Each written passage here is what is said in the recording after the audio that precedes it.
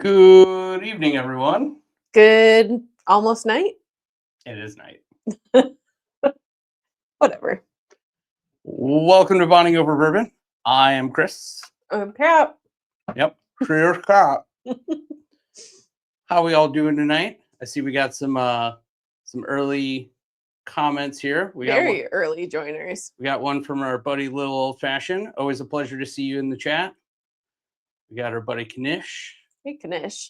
We are breaking the fourth wall here. Who is that? We got Nick Lapie. What's up, dude? Hey, Nick.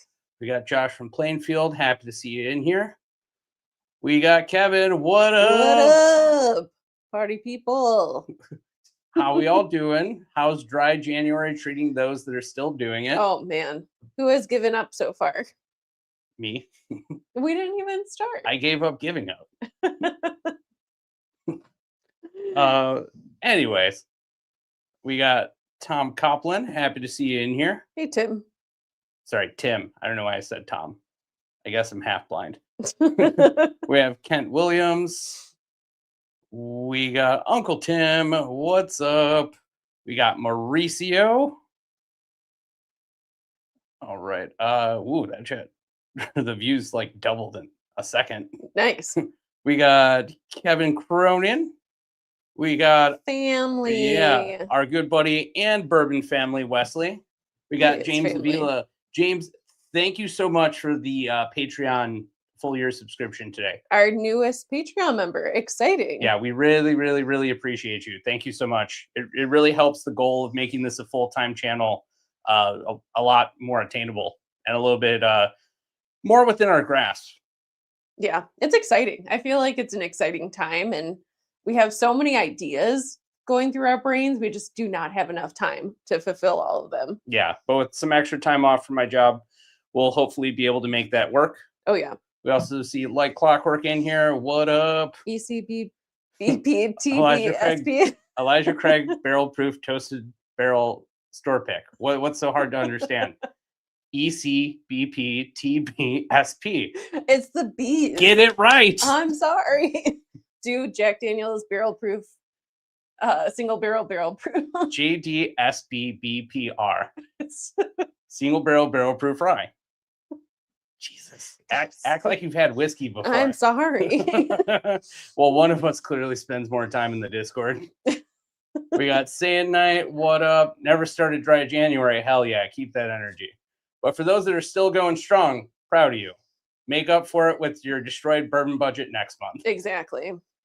Well, we got Weller Full Proof in the Glen. Hell yeah. Love that.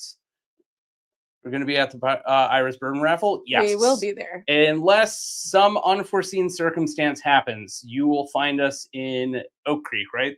I think so. Or Racine, whichever of the two. It's already on our calendar is the point. I'm not like 90. I said words. 90 serpent. 90 serpent. 90%. I haven't even started drinking. That's what you think. I've been getting micro whiskey all day. Macro dosed. Just putting moonshine in your water. Oh God. We got Seth in the chat. What's up? Hey Seth. Tony, it's been a minute. Tony. Happy to see you in here. Gave up on day one. That's the spirit. There you go. Proud of you. I did that with a juice cleanse once. I was just like, no, I need to chew food. We haven't been able to really drink with Bruzel except for shots of Malort. To me, that doesn't count. But, I think between me, Kat, and him, it would be dangerous because we would just keep on breaking out new bottles and be like, try this one, try that one. What do you think about this? And then before you know it, would be like, this is pretty good. Can you taste anything? But like, yeah, it Tom, still tastes Jim, like whiskey. Whatever. Love it. What up, Jeremy? Yay! Always a pleasure to see you in here. Thank you so much for becoming the YouTube member. Thank you so much. Just cracked the Casey Jones. Let us know what you think. Oh. Also, we still haven't gotten a final answer about whether or not there's still more cases in storage in the warehouse. Question mark. One store said that they're all gone. The other store said that they may have 4 more cases. I'm operating under the assumption that they're all gone, which is crazy because that means it sold out in 3 weeks. That's a record for us. Incredible. Yeah. We got David B. We got our dog perched over by the door, scratching it. Glad you were taking a new level. Yeah, I mean, we're trying. Trying to get there. We so as of next month, I'm going to be reducing my hours at my job from 4 days to 3, so that way we can hopefully start making more content, and I can have an extra day dedicated to editing. So you're probably going to see a mix of bourbon hunting, some evergreen content, and just some kind of topical things. We know that like the topical things probably won't take off the same way that bourbon hunting will, You don't know. but it is in an attempt to give sort of like flattened communication to a newer audience of people that are pretty new to their experience of bourbon hunting. And the next one we're going to put out, which I believe is going to be Friday, so tomorrow, Tomorrow is is Friday. 8. Yes, very good. Thank you. We're going to be doing like 8 things we wish we knew when we first started bourbon hunting. So hopefully, So many lessons we've learned over the years. yeah, some of it might be triggering for some people just because it's going to bring about that that memory of why did I do that? But for us, that was enough of a knee-jerk reaction for us to be like, okay, maybe this is worth talking about, because if somebody would have told us better or like given us better information, we probably would have avoided some of those mistakes. Or not like called Jewel on repeat asking if they had like I never E.H. called Jewel. Taylor. I never called Jewel. We did call some like stores. I called the liquor store that told me that they had something, and they kept on not giving it to me, even though they said that they had it. So that's a whole thing. Anyways, playing poker while watching, amazing. Hope Nice. if we give you luck again, I want 10%. Who's Brazil? Brazil? Oh, that's like my favorite Brazilian artist. Oh boy. No? Just rewatching that Brazil episode that I found y'all in. Awesome. Thanks for the love. That again is so surreal to us because we were not talking about whiskey. We were in the beanies talking about whiskey, but then we're ripping shots Malort in the parking lot, which I don't like to do at all. You're acting like I do. Like that's my. You don't mind Malort. Yeah, I don't mind it, but it's not like, oh yeah, I really want to drink this in 90-degree weather. No. Anyways, I see we got some super chats here. Keep up the amazing work. Do a bourbon hunt for Vegas. It's definitely on our list. Thank you so much, Kanish. Work for a popular Italian beef hot dog company headquartered in Oak Brook when I'm in town. Any good stores to hit up? Oak Brook. Oak Brook is kind of hard. Oak Brook is hard. I think we've had luck at the Binnies there, but it drops very early. I'm trying to think of it. That one's really hard to break into because it's either early morning drops or they'll do it sporadically. I don't know. I would honestly say going to what's around there. If you're not like if you have a car, Royal isn't too far from there. Yeah, Royal's not too far from there. I think La Azteca would maybe be a little bit further away, but we've let me pull up a map here. We're talking about Oak Brook. So thankfully we have all of our favorite places already saved on this map. So I can tell you whether there's somewhere worth checking out. Yeah, I mean, that's kind of a dead zone. A lot of the prices around there are a little hiked up. Store that we went to? Is that close by? The Liquor One? Not too far from there. That store was really good. They had like everything at MSRP, but it was like a more boutique kind of store. What Kat's kind of tiptoeing around is they're under new ownership. They are under new ownership and they have limited selection, but it is good selection. Yeah, there isn't really a lot of good stuff around there. You're definitely going to have to travel pretty far in other directions. I know some people will probably say go to like Malloy's or Sal's. I think that their prices are a little gougy. I personally wouldn't recommend them for that reason. Yeah. You can go to Green Valley. That's green spelled with 3 E's, Greene. We did a store video there back in the day. They don't always have the best pricing, but they do have some good pricing for like shelfers. So you could probably find some decent stuff. But yeah, keep us posted. Let us know what you get next time you're on one of our lives. Yeah. And I saw we missed a couple other people here. We got Night Method. What's up? Hey, Night Method. Always happy to help you on a journey. Appreciate the returning it back to us. How's it going? Not full-time yet. Working towards it. Yeah. The plan is I work 3 days a week coming up as of February. And then maybe within March, I work 2. And then after that, just, again, depending on how the algorithm kind of trends up, whether in our favor or maybe we learn some lessons about what we should pivot away from, it would go full-time. I think we've already kind of learned what does well and what doesn't do well, but I'm always baffled about what does well. Like, yeah. I thought this week's video was not going to do well just because sometimes people hear Indiana and they're like, oh, prices are going to be crazy, bundle deals, whatever. But it did incredibly well. And we owe all the thanks to the store owner and just being nice and helpful and engaging. Super helpful. Sam's a great dude. We got Old Dominic 8 years, Nice. fantastic bottle. Buying and drinking barrel. Is that the alcohol-free agave? Having an espresso martini, you're gonna get lit. Oh yeah.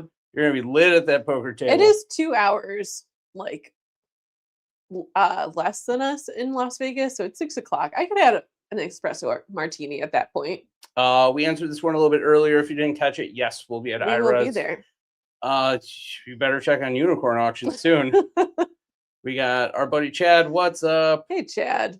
I do really want to try the Oak Bowery. I'm really interested. While I'm catching up, can you grab glasses? I can. We got a lot of stuff to get through. I know, we have so many. I think we should start with the Right. side-by-side. Right, January for the win. All right. So people have been asking us what we think about it, about this Early Times official all Sazerac distillate. Today is the day we're going to crack it open. Also, this label really pops on this camera. It does. Let me see. I mean, I just love the label of the old one. I think that is like so cool. This one's too small. The aesthetic, though, like this blue looks a lot nicer, at least in my mind. I think it's pretty. Nope. You can tell right on the camera. Just put it back down. It's a much darker blue. Yeah. I just love this label, though. It's so good. We got James Cole. We got Bourbon Joe. Today I was randomly next to. Oh, yeah, this is great. He told me this story earlier. He was sitting next to one of the people on our Casey Jones pick. Oh, cute. Which one? I think it was Ron's cousin. Oh, okay. That's cute. Yeah. Listening while hunting, Jimmy Redcorn. The 7-year is great, especially if it's the 7-year weeded. If you can get one of the what are they called? The ceramic decanters, not like the what is it, like the 20 or 50-year celebration one? Not the $200+ one. Oh, like the one we have somewhere. It's not that one. It's the same bottle, the same ceramic bottle, but it's like gold wax. I don't know why they decided to do that. I'm not a marketing expert, but for me, that seems like a missed opportunity. Confusing. Yeah, but yeah, it's really good.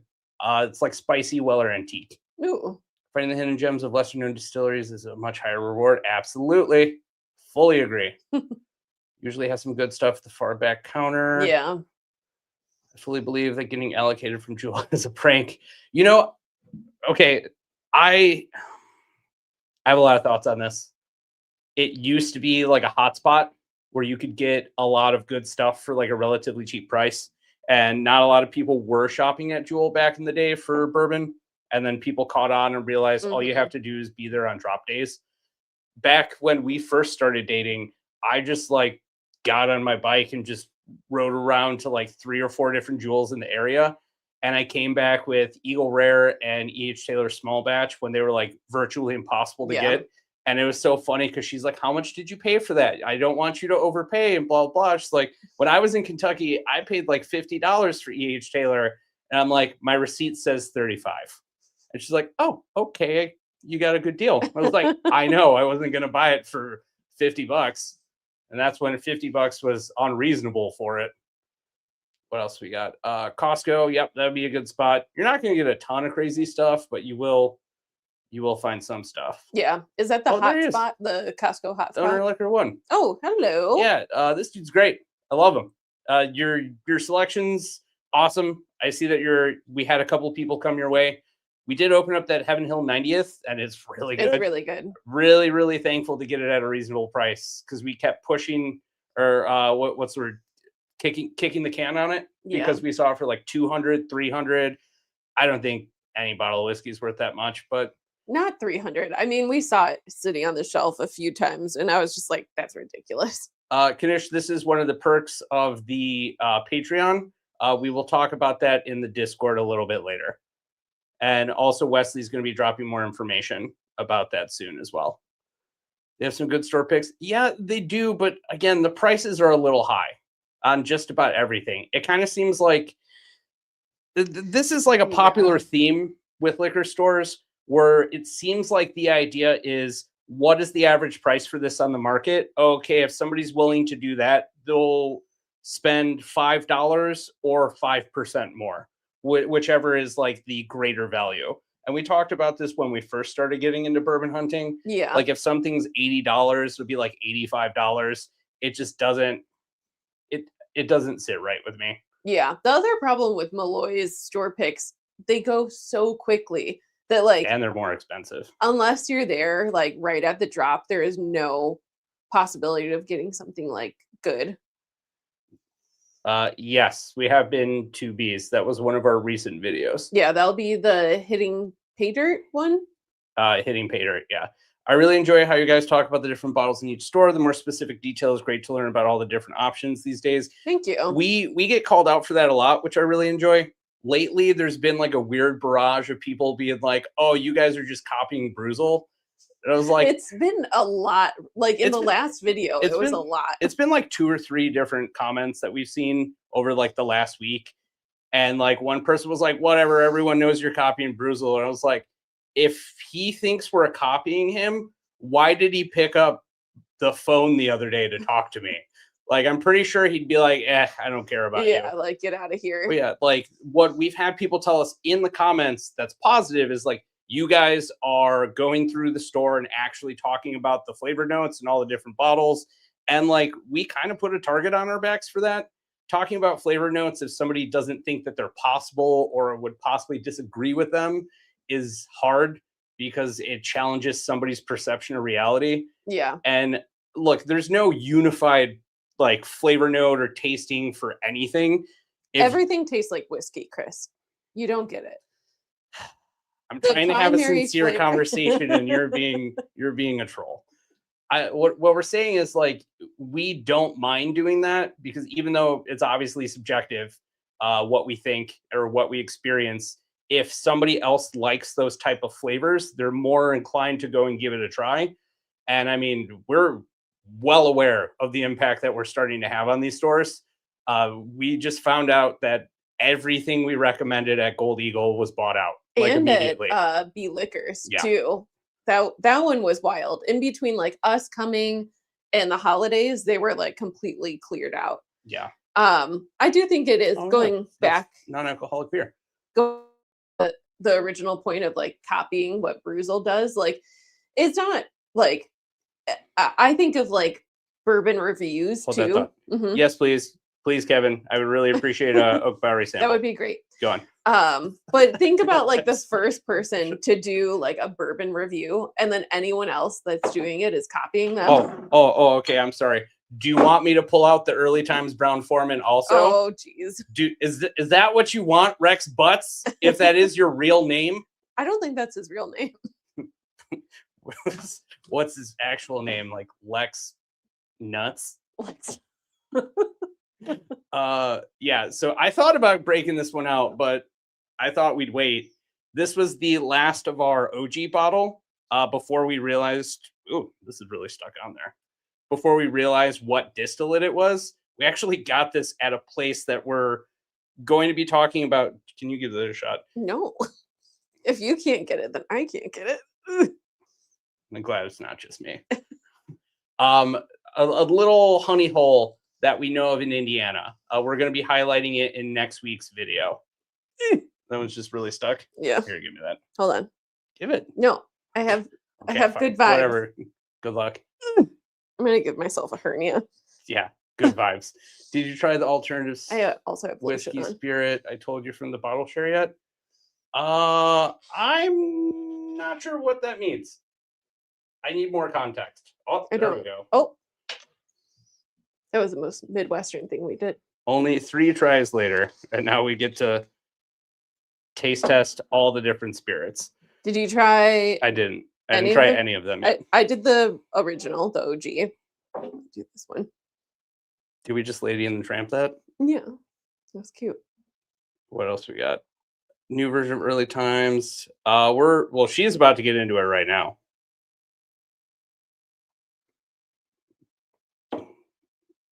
Backdoor dealings. There's a joke there, but I'm gonna skip it. The nose is much better on the original.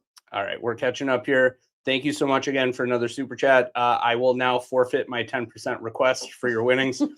The Casey Jones pick is awesome. It's really good. What if he makes like $5,000? I already said it on camera. I didn't. So yeah, I mean we're not the only ones. People recognize it, but when you're in an area that doesn't have a lot of options, you just kind of deal with the idea of I get what I can get because it's convenient. We've done that before, but I think we're a little spoiled by traveling around so much now. When people are like, "Oh, I have this bottle," I'm like, "Yeah, but it's like $40 more than it should be," and they're like, "Well, you're not going to get it anywhere else." I'm like, "That's fine. I'll just maybe get a sample from someone." Like, I'm not willing to pay up a bunch of money on something that I know isn't worth that much. We got Max. Hey, What's Max. up, dude? Wow, we are really behind on this chat. We got Whiskey Sippers in here. Whiskey Sippers. Speaking of Costco, I just saw that they had a Bardstown collaboration with Goose Island. Some people love those, some people don't. It's really kind of up to your interpretation of it. We have an Old Forester one we need to crack open. We got Mr. Mom. Hi, Mr. Mom. Yeah, who is Bruzel?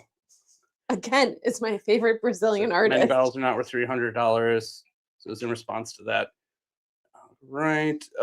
Should send 2 Casey Jones. Oh, I'm glad you like it. Thank you for the massive super chat. Thank you. Yeah, I mean, we bought a case for a reason. It's so good. We weren't just trying to plug the bottle. It was really that good, and I was like, I want a case.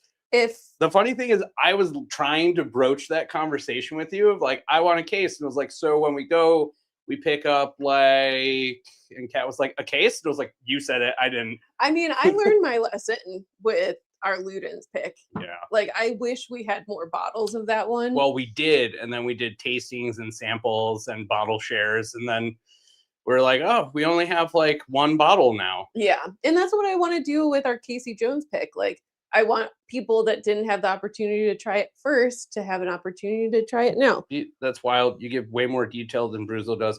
And like everyone has their own approach. So when people are like, oh, you're basically copying Bruzel, I'm like, first of all, he's not 2 people. We are 2 people. So we have a different dynamic and commentary.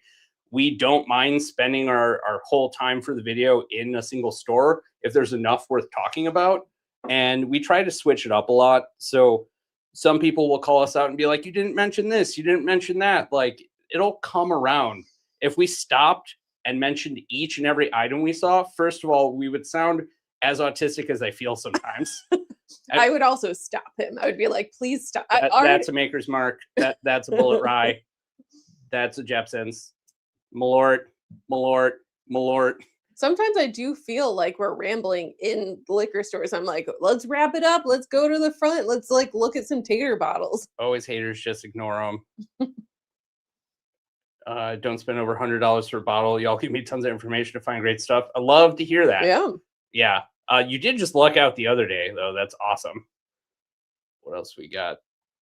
Turn down for $125 plus tax. That's kind of tough.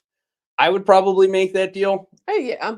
I feel like that's not awful. But I mean, I get it. They've also released so many like highs and lows for their last couple of years of releases that before we were just kind of writing it off and be like, we're never going to find it for like around 150. And then we did. So we're like, okay, why not? It's like we're standing with you guys and it's cool. Standing there with you guys, like in the store. Yeah, that's awesome. Thank you. Thank you. That's kind of, I mean, our channel's evolved a lot over the last couple of years. It has. It started with like basically the idea of going to a grocery store or liquor store with headphones in and having a soundtrack. And then that actually took a lot more time to edit. Oh my God, and so much. I low-key kind of hated it. And the voiceover. We like I hated doing the voiceover, and it just fell on your lap to do it a lot of the times. Yeah. Yeah, it was not fun. And then like you have a finite amount of clip to work with, and then you have to like jam like 10 seconds of information in a 7-second clip. And I'm like, how do I do this? I hated it. I still think it's crazy. Our first video, when Bourbon Hunter commented on it, we're like, what? Yeah, the Indiana one. Yeah, we're like, oh, Yeah. like, are we There it doing is. something right? That's the deal. I told Jeremy that they basically gave you money for free. Yeah. They must not care about Buffalo Trace allocated down in Texas. I know it's kind of everywhere to an extent, but to just give away a mini of Weller Special Reserve as a kicker, that's ridiculous up here. Nobody would ever do that. Sniffing whiskey is overrated. I don't care about smells. Well, it's about 80% of your ability to taste. So I'll take all the whiskey you don't like. You should smell all of these. They're all so different.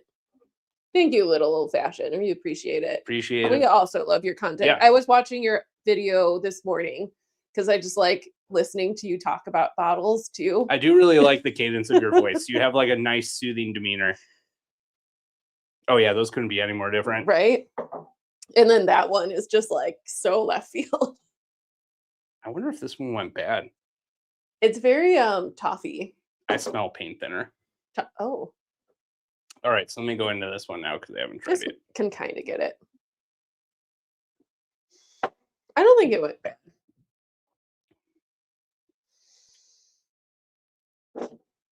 That sure is Barton distillate. Yeah, it's spicy.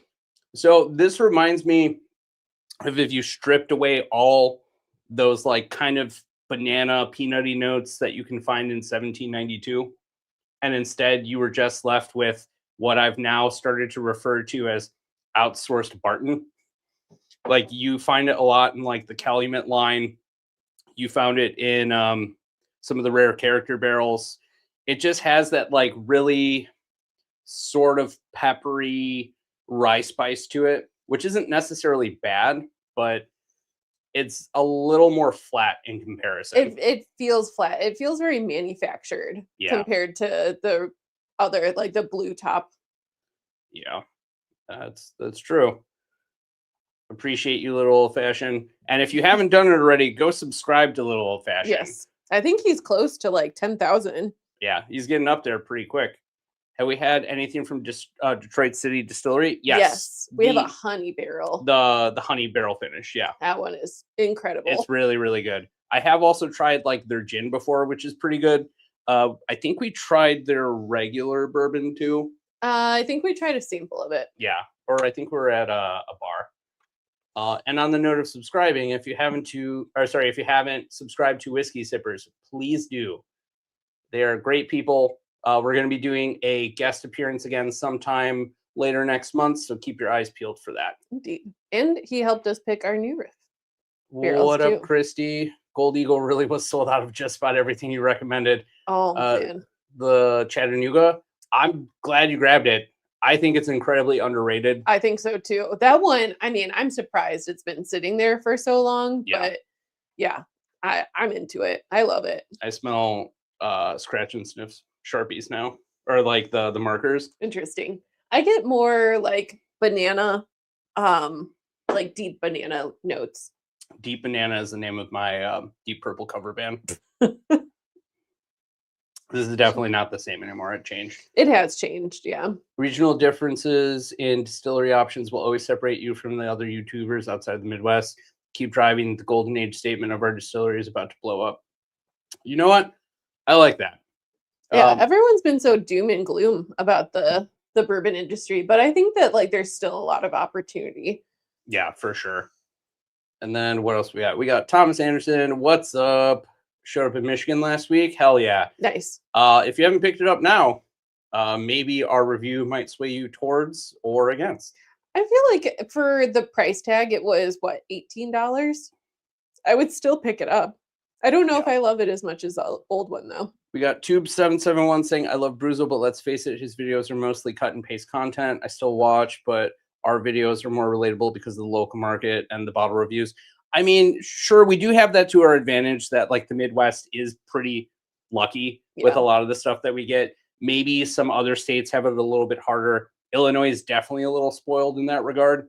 But, you know, there are weeks where we think about basically making a patchwork video of like going to a bunch of different places, but we try really hard to intentionally not make like a ton of hard cuts.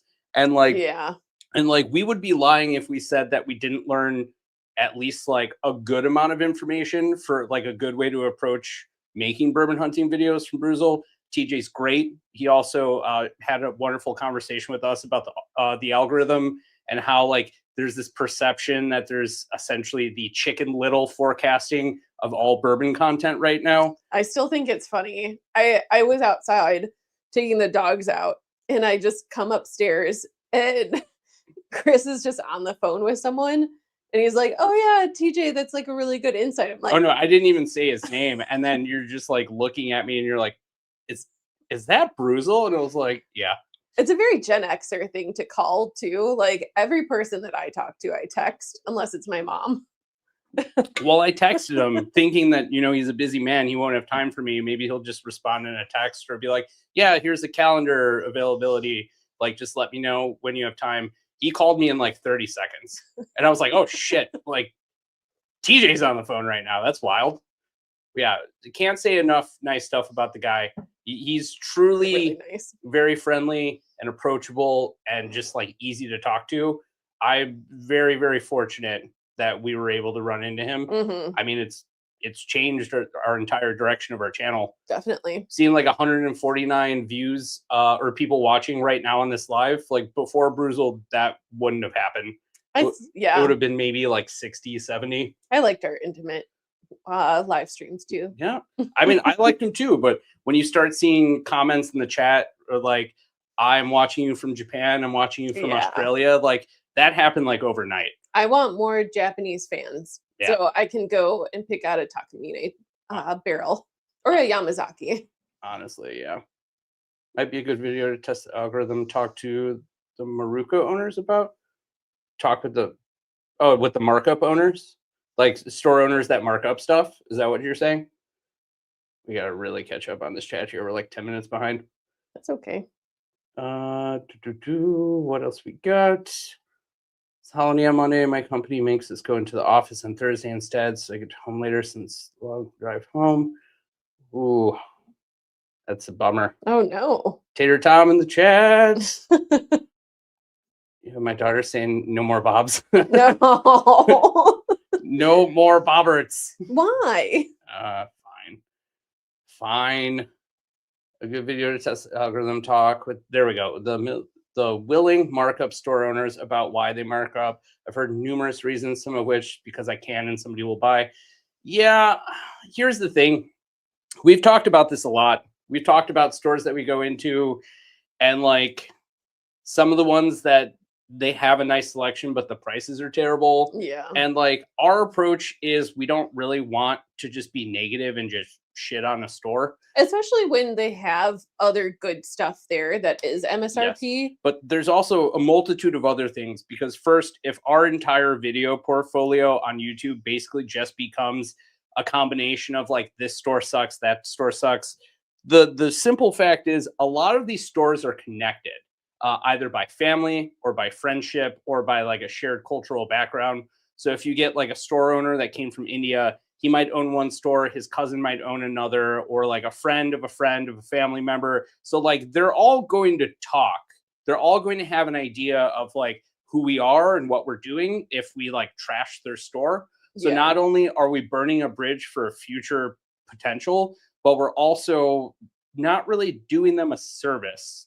If people are already going to not shop there because they know their prices aren't good, I'd rather that let that be the end of it. Or they make their own assumptions once they see the price tag Exactly. too. But what I don't want is to funnel harassment and hate through our comment section because that's not great. That's not fun. I don't like looking at the comments. And sometimes people just look to complain in general. So I'm not looking to feed that fire or fan that flame. People can gather their own thoughts and opinions about all that. We're just going to try to stay positive and only highlight stores that we think are worth highlighting. Yeah. Even if it's a small section of it too. Literally unpacking from Costco right now. That's great. Next pick is TBD. We have a couple of irons in the fire right now, but we learned a lesson from last year's barrel drops. We are going to spread them out throughout the year. So that way we don't release like 6 in the course of 2 to 3 months. Yeah. Yeah. That was a lot. And I thank you all for buying our picks. But I mean, there were a few weeks where like, is anyone going to buy this? Like, there's too many barrels at once. It was too many. Yeah. How do you guys balance content creation, work life, and family life? We don't care. You're looking at it. No, I'm kidding. I mean, honestly, this all kind of started as Kat and I just driving around, and like we were already bourbon hunting anyway. So we figured picking up a camera was just like an extra touch to doing it. I think that it kind of evolved into us just looking at it as an opportunity to get away, like an adventure. We get to drive away from our home in the city and go experience new places, new food. There's new brands that we absolutely love, like food and beverage wise, that we never would have tried before. True. Like Big B Coffee, top tier. Big B is superior to any other coffee company. Absolutely elite. Elite tier. Absolutely love it. S tier. Yeah. If we're going to put it. Their company history, not the best though. Their original name was a little racist unintentionally. And then it got changed. It may have been intentional. Well, we don't know this. You never know. There are some parts of Michigan that would maybe be okay with that name. I'm sure it was probably just a bunch of people that were like, yeah, I don't know if that's racist or not. But I mean, the coffee is superior, and they also have really good baked goods. They do too. Yeah, but hi, Stock Sucks. We're doing great. How are you? We're not bobbards, Christopher. Late father's name is Jim Butts. I joke with him. I wish Rex Butts. Love it. Approach always leaves you wanting more content. I mean, you just have to keep watching. Yeah, that's the thing. Oh, we're working on like some more t-shirt ideas. Yeah. I also that's right. That's like your go-to thing. Not a bad price. Yeah, not a bad price. Could be tasty. Open up something else? Well, what's your final thought on the new Early Times? The OG label is obviously elite, but this one's changed. Yeah, this is smelling more and more like Barton. It does. It has a little bit. I feel like they tried to kind of like take the recipe from this. Like don't get us wrong. It's close. It's not perfect. Yeah. But it is close. Flavor-wise, it's a little bit closer, but like not incredibly close. On the nose, they couldn't be any more different. I think that if you want the last bastion of the Brown Foreman distillate, you better grab these while they're still around. This, after some time passes, you're probably not even really going to remember this. Oh, sad. Well, I mean, that's just how it works. Is once the changing over of stock happens in the market, you start to forget what it originally tasted like. I'm really worried about the days when this starts to go for like $100 to like $200. I know. It's not worth that. It's not. No, but I mean, I get it. It's worth keeping one backup, but other than that, I mean, you're basically just paying for nostalgia at that point. It's good for memories. Are you talking about the Reveries here? Support the channel. Appreciate you again, Thank little you. old fashioned. I want to hear more about you going full time. So I'm basically reducing my availability at work so I can focus more on doing content and editing content. I think that that's always been like the intended goal for this. Once we started to realize that like we actually really enjoyed bourbon hunting on YouTube, and eventually we just decided, that's what we should put our time and effort into. I mean, otherwise all of this would just be a really ridiculous obsession, which it kind of still is. But, we're actually providing value from what we can see, from what people tell us, what's in the comments, and from the ransacking of stores that's happening. Yeah. Just wait until you see our revisit to B Liquors next week. I really hope that we're helping the economy in some way. Yeah. Well, I mean, if the bourbon glut is ever been a concern about store owners or for store owners, once we hit a store, they know that they can move some bottles. Yeah. But we only recommend the stuff that we want to recommend. We don't take recommendations from the store usually. If it's already in line with something that we like, we'll definitely like plug the bottle and be like, I love this. Like the Old Soul behind us, this way. So we love it. When we went back to B Liquors, there was one bottle. Crazy. Because there were like cases and cases. There were like of it. 4 cases. Yeah. But yeah, so we just do our own way. That's how we've always done it. That's how we'll always do it.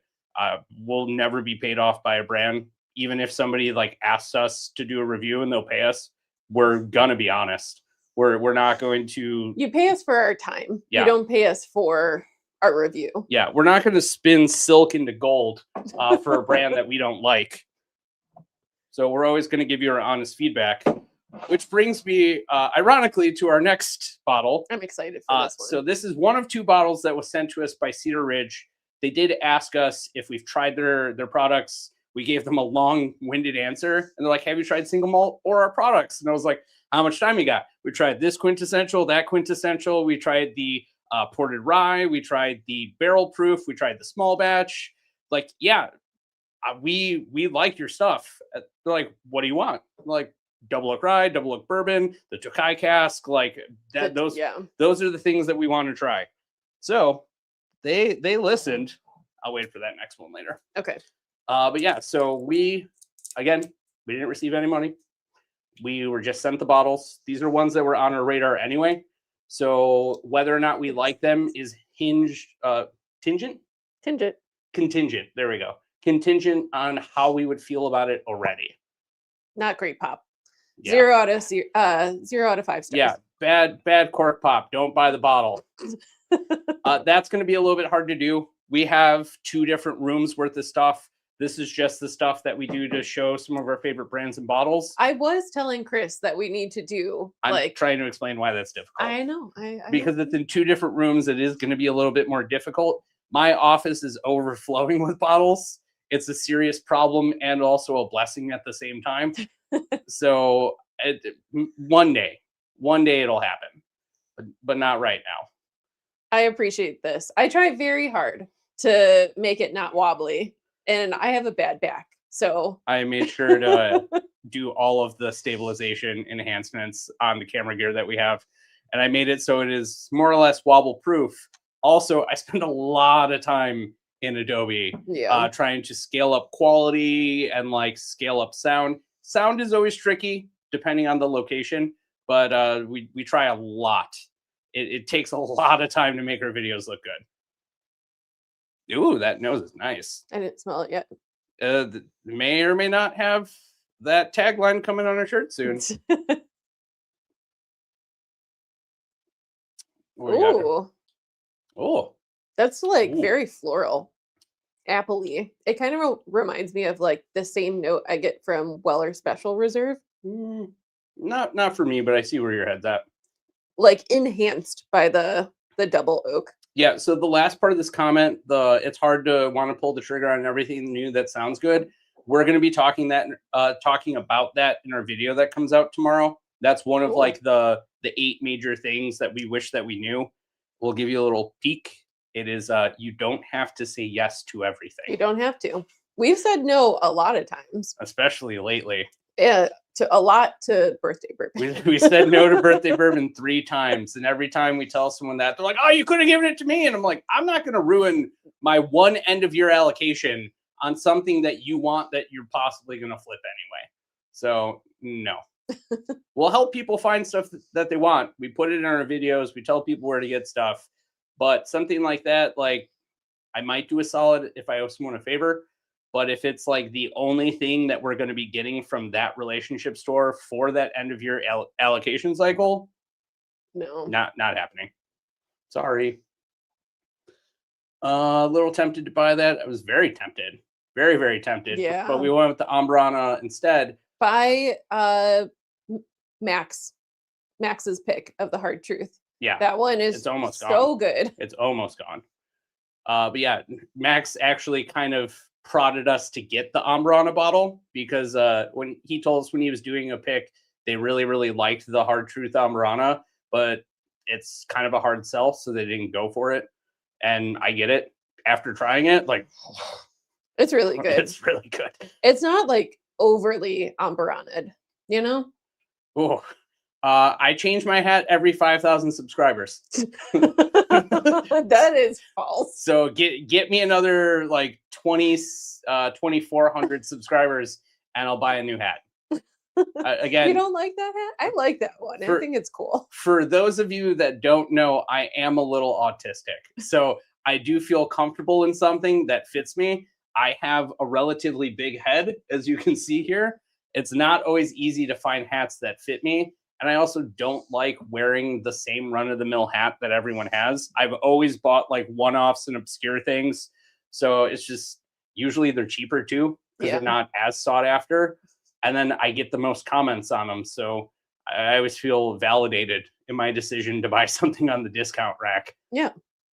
So many bobbers. Let's go, bobbers. More bobbers. We do need more bobbers. Looks like we missed Todd. Todd, if you're still in either, have a good night. Thoughts on the Sox this year? Pass.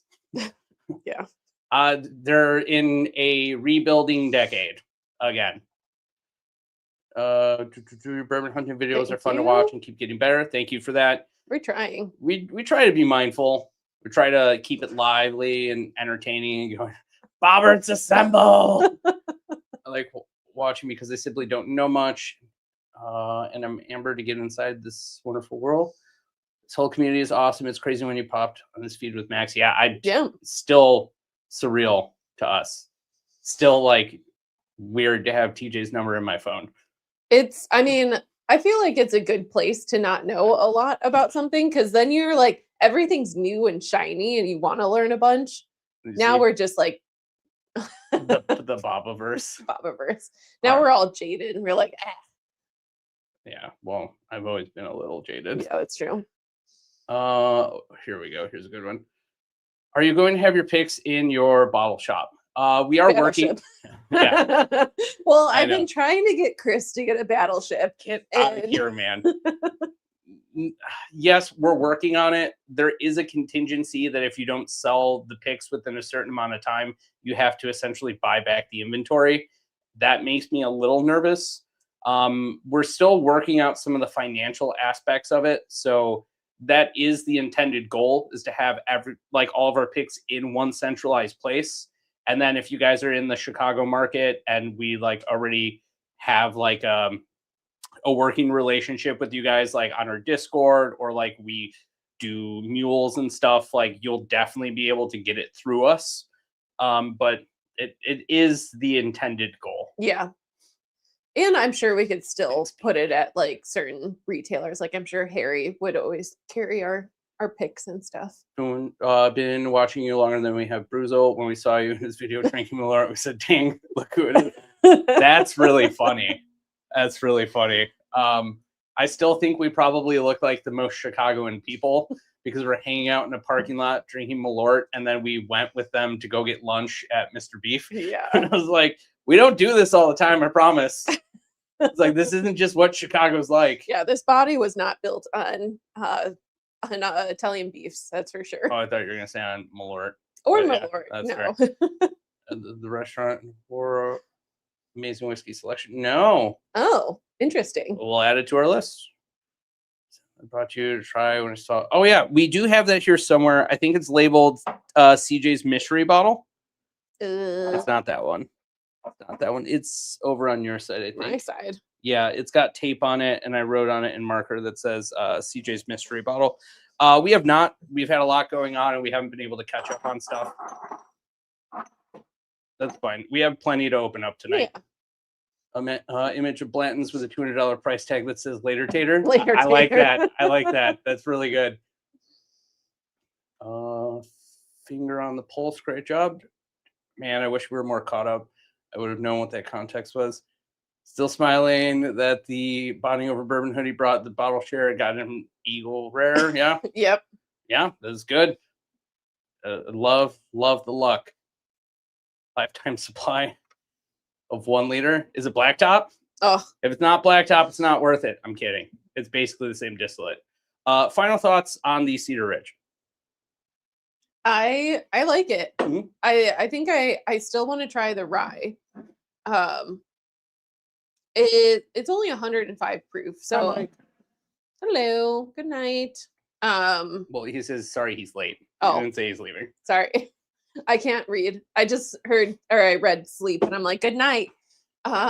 We also got this Sagamore high rye. Where do you put it right in front of my face? There we go. The forced perspective. It doesn't look like it's in front of your face when I put it there from this. The Old Soul sorghum, yeah, is really good. Really, good. really good. Yeah, I like this one. I want to like have a full glass of it and kind of like sit and savor it for a little bit longer, but I like it. He sold out of the Heaven Hill at Liquor One the day Nice. after our video. That's awesome. I love it. What else? Let's catch up a lot. What batch is this? This is good question. Batch release number 5, bottle number 2669. 669. If that matters to anyone. Thanks for letting us know about Rye January. We decided to do a couple of videos with the topic, one dropping tomorrow.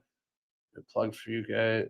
We definitely plugged you guys. That's awesome. Thank you. Yeah, thank you for that. We just like being snarky from time to time. What? So that video was us just being like, oh, you mean Rye January? With my dumb Eagle Man voice. And for those that don't know what Eagle Man is, You definitely didn't grow up in Illinois. yeah, it was this weird, like very campy car commercial. I highly, highly recommend looking up an Eagle Man ad on YouTube. They are got a deal. They're for you. so weird. Stop talking about pea liquors. Everyone keeps buying bottles of pump before I have the money to get them. Look, that is just kind of how it goes. Unfortunately, that place got so picked over. They did tell us that after New Year's, they basically had to fully restock their shelves. Crazy. They said between our video, Bruzel's video, and New Year's that they were like completely cleaned out, and you can tell when you go there. Oh, I didn't smell it yet. Does it have scents? no. Really? Yeah, I can't smell anything. Smell doesn't matter. Ooh. We are catching up. That is already in the works. We are doing a barrel pick with Max soon. All right, we're a little more caught up now.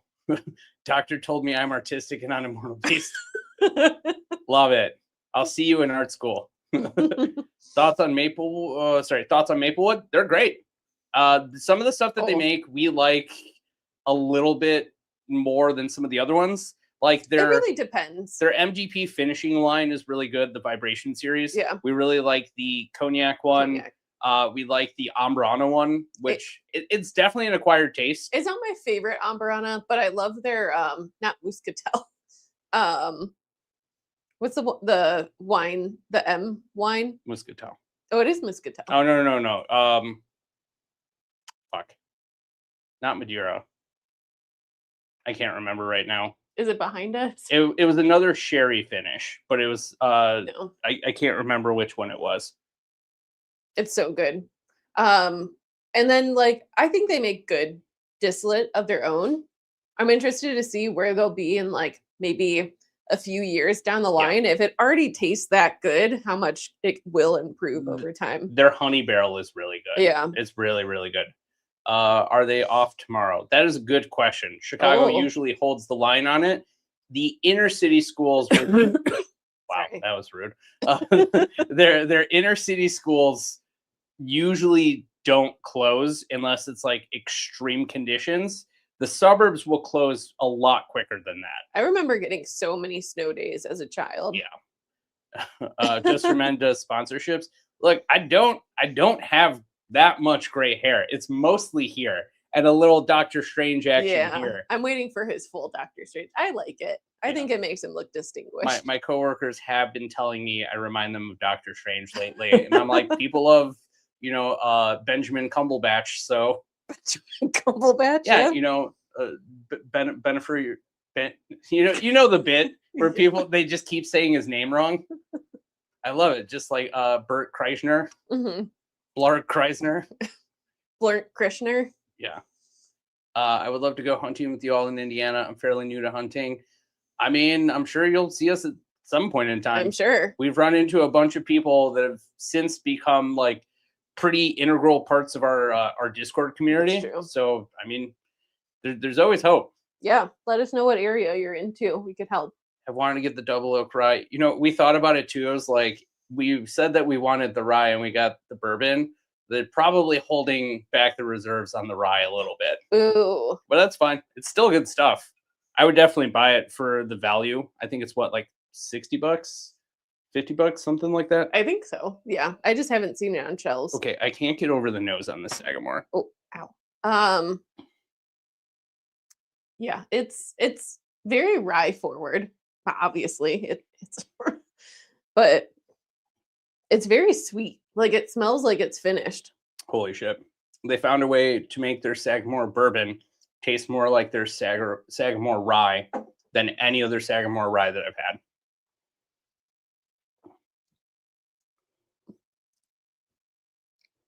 had. Yeah, we're like 7 minutes behind. Oh. We were like 10 minutes behind earlier. It's a preview of what they have to come. It is really good. It has a lot of high rye spice to it. It's very, I mean, I almost get like a pickle note from it. Yeah, definitely. Like a dill note. That's interesting. Yeah. I don't know if I'm gonna run out to go and get a backup of it yet. I want to give it more time to see them make a couple more batches before I dive all in on it.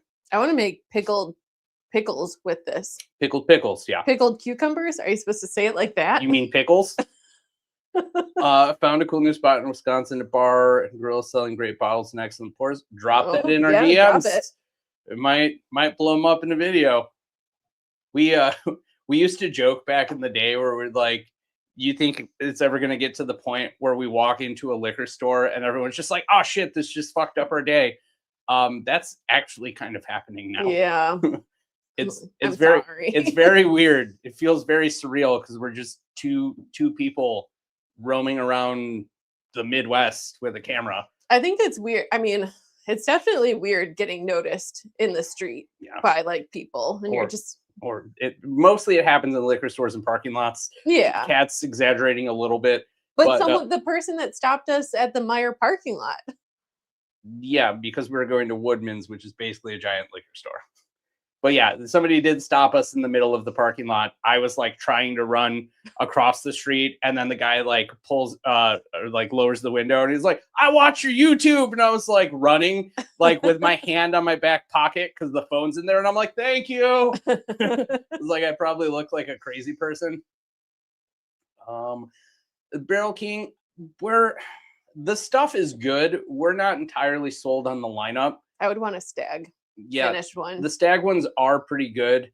We're not the biggest fan of NDPs in general because we do the research for like markups and everything. And I get it. Everyone's got to make a little bit of money, but we're not as interested in making money off of things. I'd rather make stuff affordable for people to get. So if I know I'm getting a Barton barrel for like 2/3 of the price that I'm selling it for, and that's a Green River one. I think that's why we loved like the Luden's pick so much. Almost had one. Thanks for bringing that up, Kat. Well, I was thinking our like original Jepson's pick. That's also Green River. Yeah, we like value NDPs. Yeah. I'm more willing to spend the money on a value NDP than I am like a huge gamble at like 160 plus. I'm not anti Barrel King, but I don't want to like shell out the money quite yet. I'm not anti the brand. I'm anti the cost.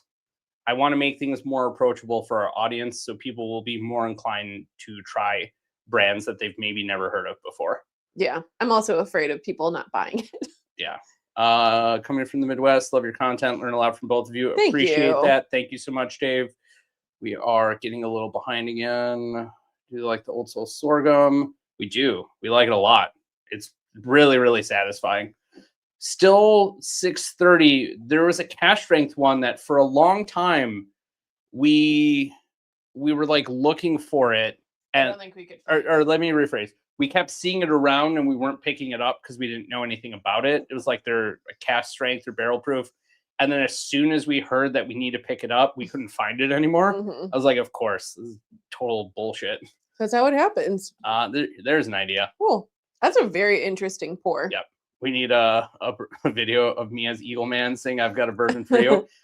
Yeah. I mean, I mean, if we could get around a cease and desist, that might also become a t-shirt. That would be really good.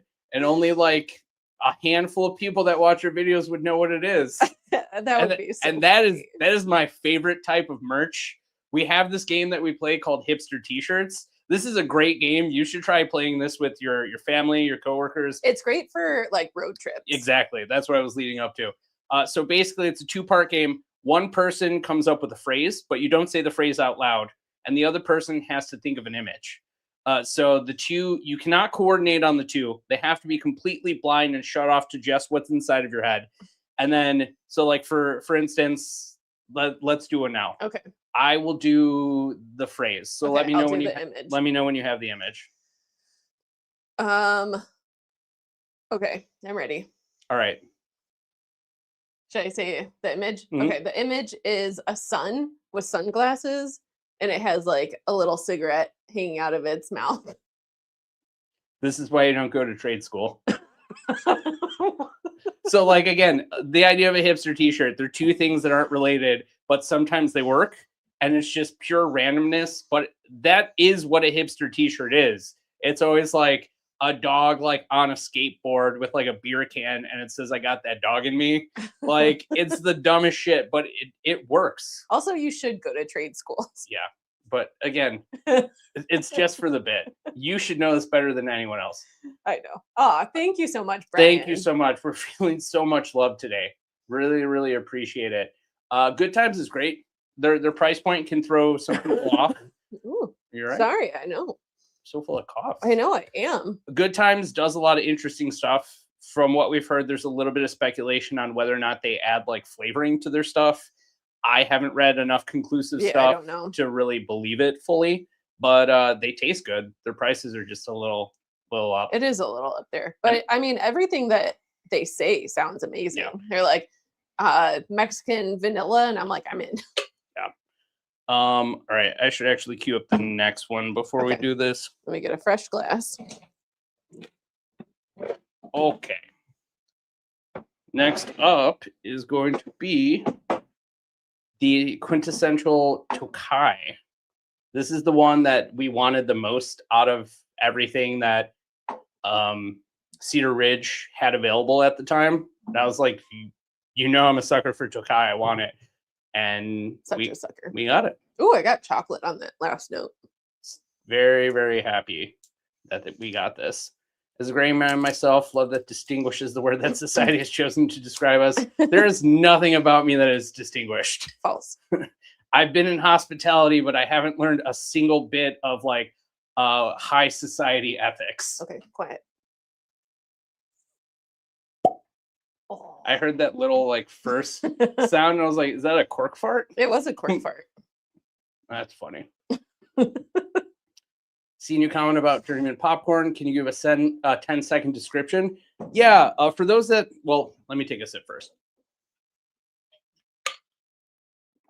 Okay.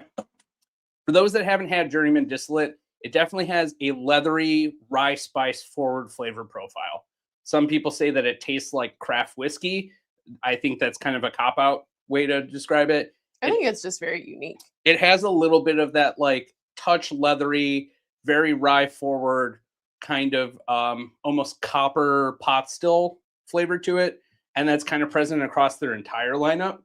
I think that it's very good if you don't mind like craft brands that are really trying to do something different and trying to really, you know, kind of get their name out there by not going with the current, if that makes sense. Mm-hmm.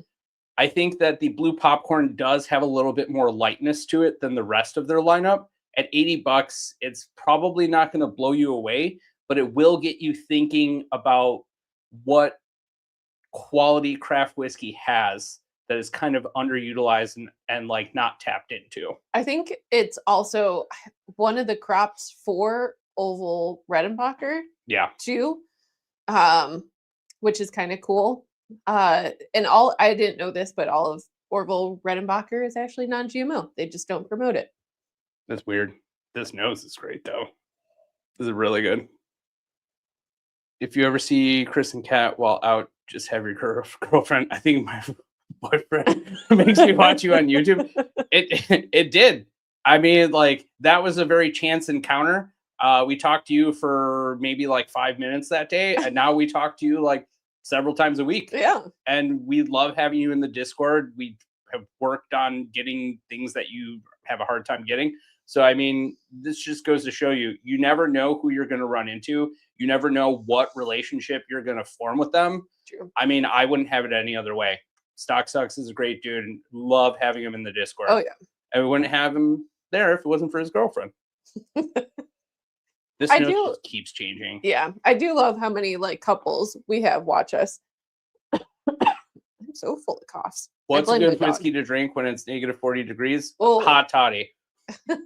Hot toddy made with the highest proof whiskey you have. Or your trashiest whiskey that you want to get rid of. Yeah, that's true. The nose, it smells It, so good. it keeps developing. It's getting more layered. Oh, it's like raisins, but dark cherry, plum. Yeah. This is going to be a layered one. It's so nice. Have they changed their approach due to increased inventory in your eyes? On age But- statement. Yes. Yes and no. The big boys are definitely kind of toning down how much they're producing. You kind of see that across the board, and with other brands like, I mean, Four Roses was up for sale. You have Jim Beam shutting down for a bit, and then you have like, I mean, like even Brown Foreman is essentially repurposing other barrels as like King of Kentucky small batch, just Yeah. offering like 2/3 of the same age statement and like 2/3 of the same price.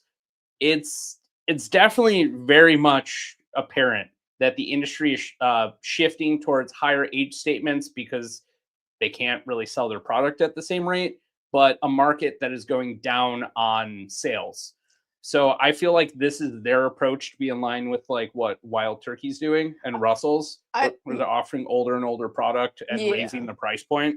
I think it's also like it kind of just shows what's happening currently in the market too. Like restaurants are starting to shift. Like you're gonna see a greater disparity between like fine dining restaurants and like quick service kind of restaurants.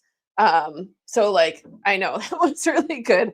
And I think that you're gonna see it continue to go with like distilleries too, where they're going to try and market towards like the higher end bottles and not push like those middle releases as much anymore. Oh yeah, definitely. This is probably the most unique Tokai I've had. I love it. It doesn't have those like traditional Tokai notes to it, where it's very much bone dry on the back end and like very fruity. Kind of hidden somewhere in between like the flavor of the actual whiskey and the finish. It's very good. Would I say it's the best Tokai I've had? Maybe not, but it's very close. It did kind of catch me by surprise. That's actually pretty crushable. This is also an American single malt. So other Tokais that we've had were bourbon. Blah, blah, blah. The lady is talking again. So it is going to have a different profile. No, that was towards the American single malt. Oh, okay. Because someone's going to be like, "Man, American single malt." What I like about this one is it almost tastes like there's a honey finish on it too. Absolutely. I actually really like this. Yeah. I think that it's really crushable. This is really crushable. Barrel King seems so expensive. They are. Where's Wellerland? Wellerland? Ohio. Supposedly Pennsylvania and Texas. Yeah, Texas for sure. And I don't know. I think it might be some other states that are opening up to that too. If I mean, Buffalo Trace is mass producing all of their Weller right now. Yeah. I mean, it's been in the gift shop almost every day last week and some of this week, I think. So you're gonna see it everywhere. Even Weller 12 store picks are coming out now. So the days of it being hard to find are soon to be gone. The days of it sitting around on shelves because people don't value it as much anymore at a higher price point are still to come. That's at least my opinion. I can't wait to find Full Proof just sitting on a shelf. when it becomes a shelf turd. Yeah. And I'll be like, all of them for me. Mhm. Man, this is so good. The stores will become as much free advertisement as possible. I wouldn't be surprised if you start getting invited to come to the stores with benefits. Yeah, here's the thing. We try very hard to stick to our morals on that. Well, we don't really want anything. Whenever we do our sales pitch, we say like we don't ask for money. We don't ask for any form of payment. We don't ask for special treatment. I'm literally just looking to do a video here. We let YouTube pay us, and it's not even that much. Some videos are better than others. Like B Liquors went crazy big very quickly. And that one, I mean, it's like I mean, 35,000, yeah, which is small scale compared to other YouTubers. That equates to about $500. And again, like the amount of time it took, the amount of money we spent on the bottles, the driving around, the editing.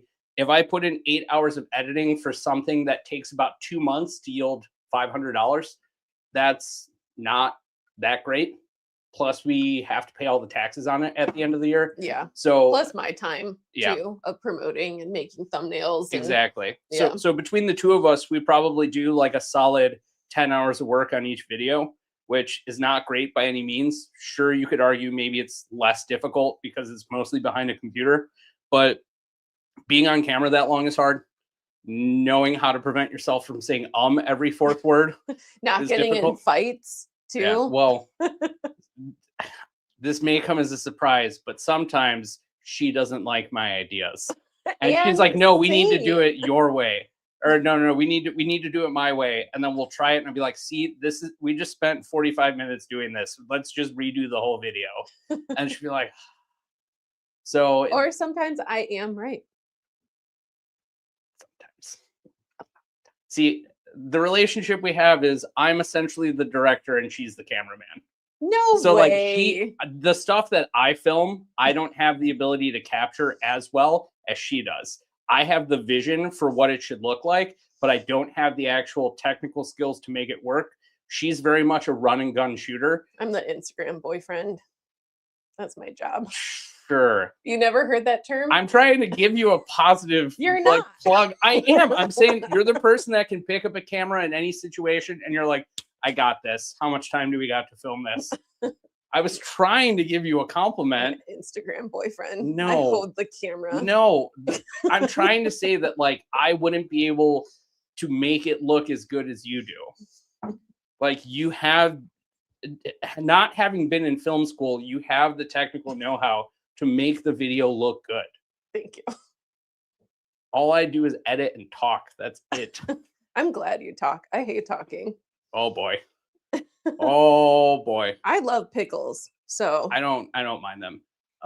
Going to buy the second best bourbons under 100, then have Cat do the same and compare. We've done that. It doesn't always go over well. People are weird about what they're willing to watch sometimes. Camera and mic setup for hunts. We currently have the DJI Action series. We have the 5. The 6 just came out and it's way better. There's a lot of technical stuff that you need to do on it. That's where I actually come into play in this. I'm not the technical one. I am the technical person.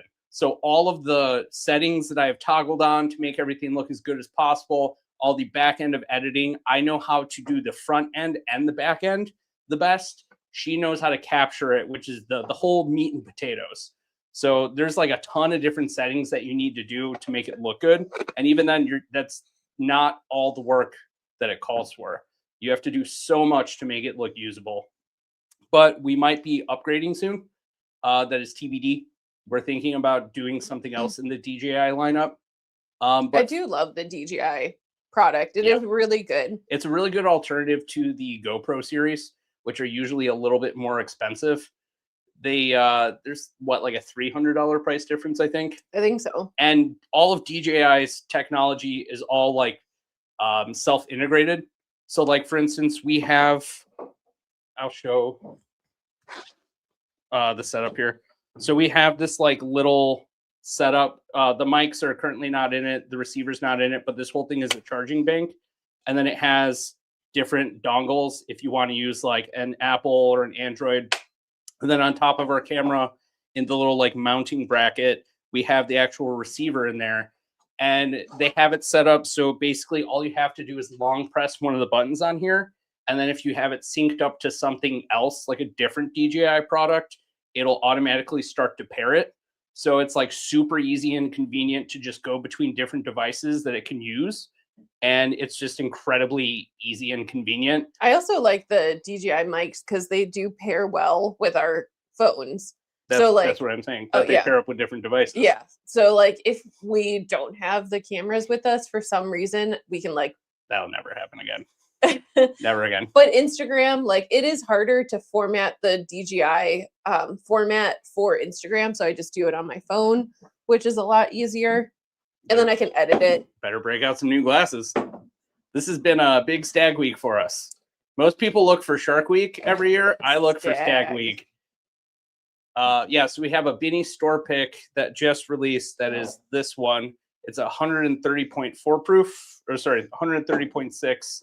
And we also found the 25D in Indiana, which we're actually going to be showing you in our next week's video.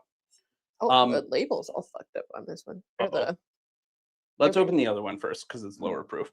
Okay. Well, I already got this one. All right. Well, the last little note about the mic setup, there is a big barrier to doing this. Startup on the right amount of tech for this is a minimum of $1,000. So a lot of getting like a good backdrop too. Yes. So no. The camera specifically, the cameras and the mics. So like just right out the gate, there's a pretty big barrier to making it work. Plus like ooh, that was a good one. It was. The technical know-how of like being able to work with it well and actually get good video and audio, knowing when like the surrounding sound is going to mess with your ability to record, knowing how to toggle like sound reduction and everything. There's a huge learning curve to it. And again, that's not even counting storage, software information for like different programs you need to edit things. Like there's a huge disadvantage to doing what we're doing. And I don't think we're going to break even for like 2 to 3 years. So especially if you stop working. Yeah. And you always have to upgrade your equipment as new technology comes out. So, yeah. So like our cameras that we're using right now, we've been talking about getting a new one and like replacing the 2 that we have. So see this? Chris's Eagle Man, but instead of laying an egg, it's a corgi. Oh, it's similar. Or it could be Ancient Age coming out of me. Ew. Oh, but you were fine with the dog coming out of me? Yeah. That's weird. It's your child. There we go. Yeah, we nice. We definitely picked some up this last week at B Liquors. It's a steal. All right, let's catch up. We're very far behind. Paying Discord member now. I'm going to have to search out how we share in Amazon samples. Yeah, I mean, we'll talk to us on Discord. I think I'm going to start if anyone's interested, I'm going to start like an Amazon affiliate program too. So it has like all of the things in one spot. Yeah. So that it makes it a little bit easier so you don't have the guesswork anymore. More of this. Do restaurants get better allocation over liquor stores? No. No. It's volume sales. It's harder to sell things by the pour than it is by the bottle. So unless you're making your well only the bottom shelf shit, like you're never really going to move enough product to compete with the liquor store. The days might be coming soon. You might see them at MSRP soon. Nope. What did it say? Cat may just always be right. Yes. I can give you at least 10 examples of how that's wrong. There it is. Just waiting for it to evolve into giggles. Video sugar mama. Cat is awesome. Thank you. What up, sweet Cindy? That's what she said. Your videos are always great. Whatever you're doing, keep doing it. It's working. Thank you. Favorite bottle that's in the background of your set? Oh, gosh. Okay. You may as well ask me, which dog do I love more? It's a loaf. I do. No, I'm kind of coming around to the boy. I know. He's very sweet.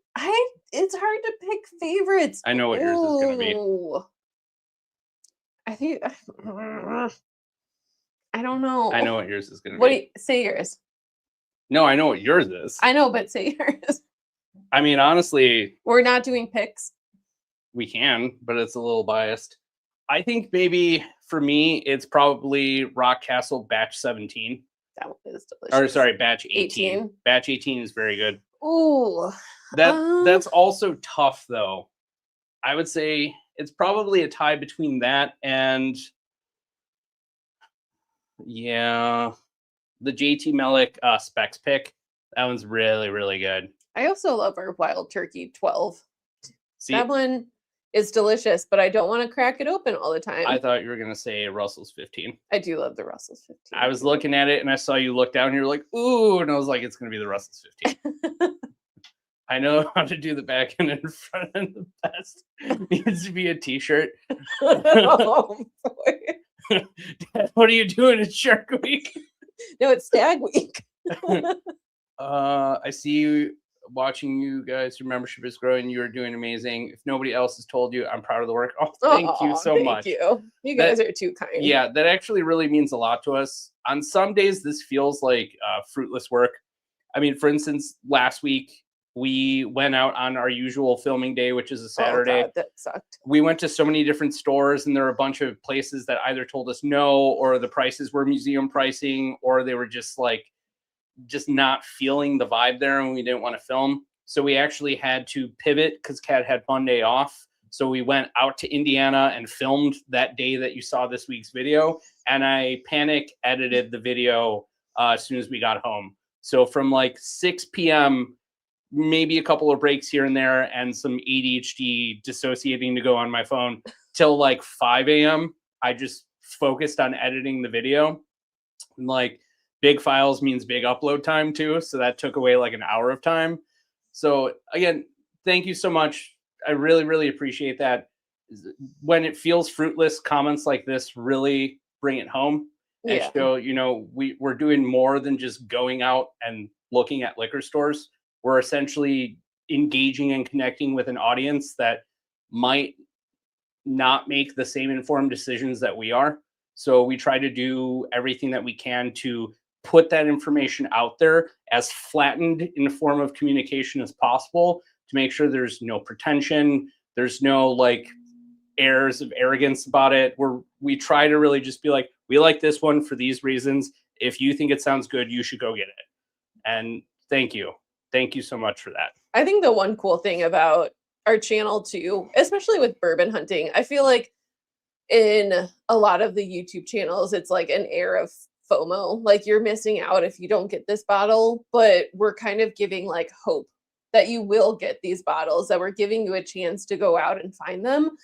That was a big epiphany day for us. Yeah. What we're not selling is bourbon hunting. We're selling the hope that you can have the same luck that we have. Yeah. And it's making connections and going out and traveling and trying things like that we would never try, like Kenny Farms. And like sometimes those little small craft distilleries are better than this. How do you feel about the 25D? It's peppery. Okay. Is there another glass in there? No. I need to do a test. Okay. I will look. Also, thank you, Josh, for the super chat. We really appreciate it. I cannot speak. We really appreciate it. Any idea how many barrel picks Benny's gets of Stagg? We actually have some inside info on this. We have a little inside info. I don't want to give a ton, but a lot. Yeah. A lot. They do get a lot. I think they said that they picked 50 picks. And think about like the amount of stores that they have. So it's spread out with a bunch of different stores. Sorry, I misspoke. It wasn't 50 picks. They tried 50 barrels on one day of Buffalo Trace and various products. And then I think they tried like Weller and like Stagg and like a total of 30 other barrels the next day. So it's a lot. It is a lot. So it's spread out. I don't know how many stores they have, like 150 at this point. So they're picking for volume. So I'm trying to think about the rumor that very close that 25D and 24D are just repurposed Stagg or this GTS rather. Chocolatey. I mean, this one's more like cotton candy and cherries. I mean, if you think about how much you proof it down, it could be said that they're roughly the same. Just do a side by side. I did a side by Okay. side. That's why I handed it to you. I don't know if that rumor is true. It could be.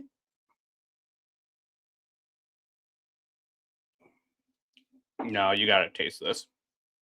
I think that the rumor's probably pretty close. This glass is dirty. Uh-oh. It's too late now. Oops. I'm not tossing it out. Oh, I just put it in my water. Get out of No. here. Stop trolling and just try it. This is what I deal with all the time. I'm like, hey, I have a serious question. And she's like, oh, oh. I won't deny that. You have to be at Binny's at the right time to get the allocated stuff. Yeah. Or if you're Or have lucky friendships. and you build a relationship at a store, they will hook you up. So this is the Binny's store pick, and that is the 25D. Would you be mad if I put a drip drop in there? Yes. Don't do it. Don't do it. Don't do it. But I wanted to see. Just by the flavor. Would you say that they're kind of similar? Kinda. Yes. I think that like extra, what is it, 16 proof points? No, that's 12-ish proof points. This one tastes a lot hotter. Yeah, because it's hazmat. I know, but like usually it doesn't get me. Like this one tastes really hot. This one I'm just like, yeah, this is that one drinkable. does taste hot too. To me, it's a different type of hot, like hazmat hot versus just under hazmat hot. The ones that are under hazmat always taste hotter to me because the alcohol and the water haven't integrated as well as like just the hazmat, where you're not adding anything else that's agitating the ethanol. You having the time over there? Yeah. Wesley, to answer your question, the new early times is close, but still a little far off. I don't think it's going to replace the liter bottle for many people. Got a pour of Ledge Rock. Y'all need to come up here so I can take you there for a tour and tasting. You get their name out there. I mean, we're in. If they're gonna do a barrel pick too, like we'll definitely take one from them. That'll be cool. When you brought that to the bottle share, it really, really surprised me. I remember thinking like, there's no way this like small production craft brand is making the most interesting thing that we tried the whole night, and that counts Tanager 2. That counts King of Kentucky from this year. That counts, or well, last year rather. That counts all of it. I think they're phenomenal. I can't wait to go and check out their facility. That'll be cool. It was an 800 pot we won. Yes, Ooh, I'll take my 10%, $80. please. Or, Thank you. Tampa, they have bars attached to liquor stores. They get some crazy allocations. Yeah, I mean, that's a good way to double dip on what you get. Which dog do you love more, LOL? I will never answer. Where's the bottle of mellow corn? It's not really for us. I like other 100% corn whiskeys. Just I don't like mellow corn as much. I think it's the proof. It's just kind of, and you had a lot of bad experience. For me, it's the finish. When I used to work at Longman, one of the managers would do the nastiest shit I've ever seen. He would basically take like a shot glass and he would go to the 3 sink setup at a bar, and he would like essentially submerge the bottom half of the glass in the hot water to warm it up. And then he'd be like, you want a shot? And then he'd give it to me. Like once I stopped working there, he would do this bit with me. And I'd take the shot and I'd be like, oh, what the hell is this? It smells like cat piss. It's like, it's warm mellow corn. And he'd be like, I'm like, I hate you so much. That's so devilish. Yeah. But it's for a troll. This is why I'm not as open to people trolling around me anymore. I'm like, no, you're done. Like, I'm not going to do this anymore. I'm that bear meme right now. Yep. Trash. But liquor stores send allocated bottles to bars and restaurants before individuals. Yes. So mom and pop stores and liquor stores, mom and pop stores and restaurants in Chicago do get them before large scale liquor stores. Like Binny's will always get it like a week after or 2 weeks after, sometimes a month later, but they will get it first, but some of their pricing isn't always the best. I think that's just how they handle distribution. they allocate to the smaller scale first and then kind of ramp up whatever else they release. So it also very much depends on the market that they're in. Like in places like Texas, like Weller antique bottles always go to the restaurants first. And then whatever else is left over all goes out to the liquor stores. Or at least that's how it was explained to me. So your odds of getting a Weller antique at a run-of-the-mill liquor store are probably slim to none. Your odds of getting it from like a store pick at a bar or a restaurant, significantly higher. I read that one. It's Friday night, 1987. It made me laugh. I mean, you're being very petite on the pours. Well, because we have so much to drink through. How many are left? There's one more left now. No, sorry, two more. Two wait. more? No. Two more. I I'm doing it with intention. I feel warm, but I feel fine. I wonder why. Because I'm wearing shoes and socks. It's the worst. Sorry, hold on. 129.2. 130.6. We also have a 141 here that we'll be breaking out in a minute. So I can take my shoes and socks off? Yep. Okay. This is great. This is actually significantly better than that one. Interesting. Okay. Let me smell. The secret of success is hard work. Is obviously you are working hard at it. Keep it up. Good night and cheers. Thank you so much for that. I'm sure we missed your sign off here, but I really, really appreciate it. Thank you for the kind words. Thank you all for the kind words and the numerous super chats and just, I mean, listening to me and Kat ramble about all this stuff. We appreciate it. I mean, who else is going to do it? The people in our lives are like over it. Like, they just always talk about whiskey. You'd be like, yeah, it's what we do. I know. I always feel like I don't really talk, like at work, like I never talk about whiskey or anything. One of your clients wants you to, though.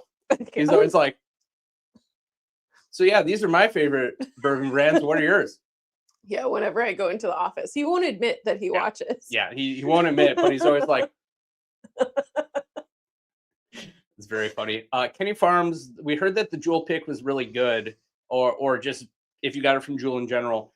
It is young, but it is very good for what it is. Considering when we first tried it, it was like 3 years old. It does not drink like a 3-year whiskey, let alone a Midwest 3-year whiskey. They do keep the barrel house pretty warm too, which I appreciate.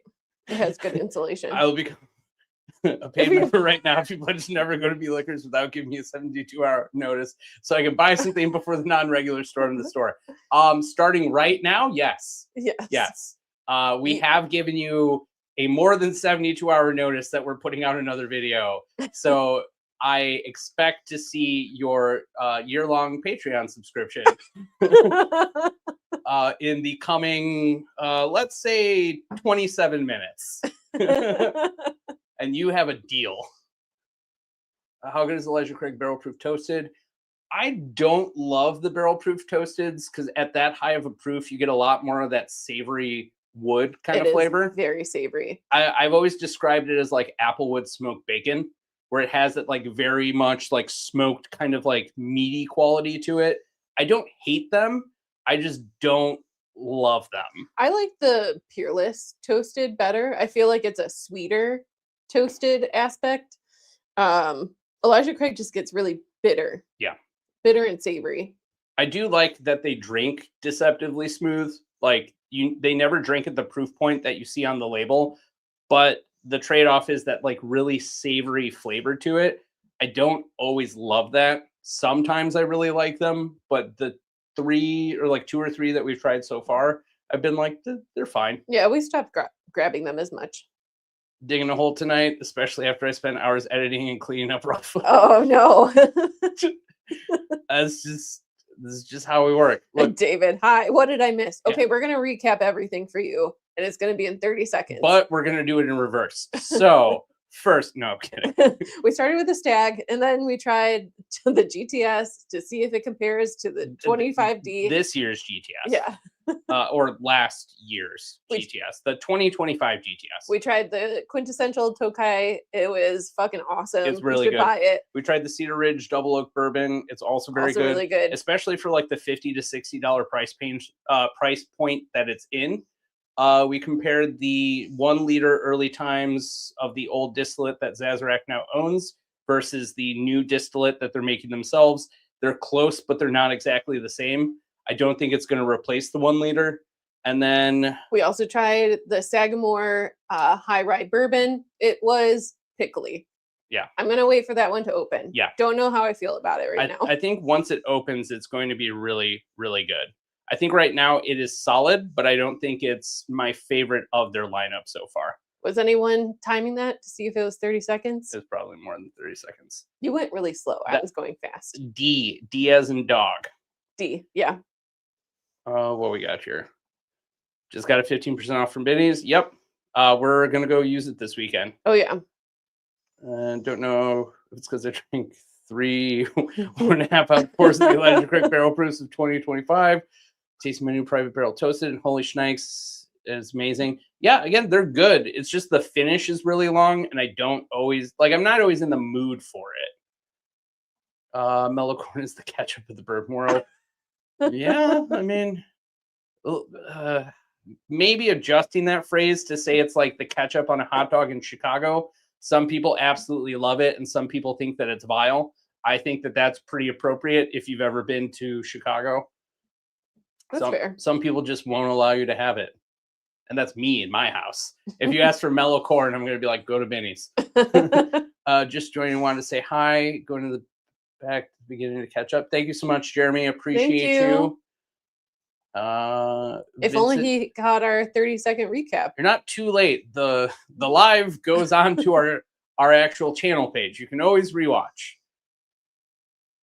Getting on late. Glad I made it. Appreciate you for coming. Thank you. Wesley's gone. Oh, I'm so proud of you. Guys are too nice. Stop it. I'm gonna cry. I'm not built for this level of validation. What is this? The Cutlass episode? Yeah. What let rock? Stock sucks. You're gonna have to be the person to tell them. I don't remember. We were many tastes deep at that point. Any thoughts on Parker's 2025? We didn't try that Parker's. No. Was that the American? The 11 year, I think, the American whiskey. Yeah.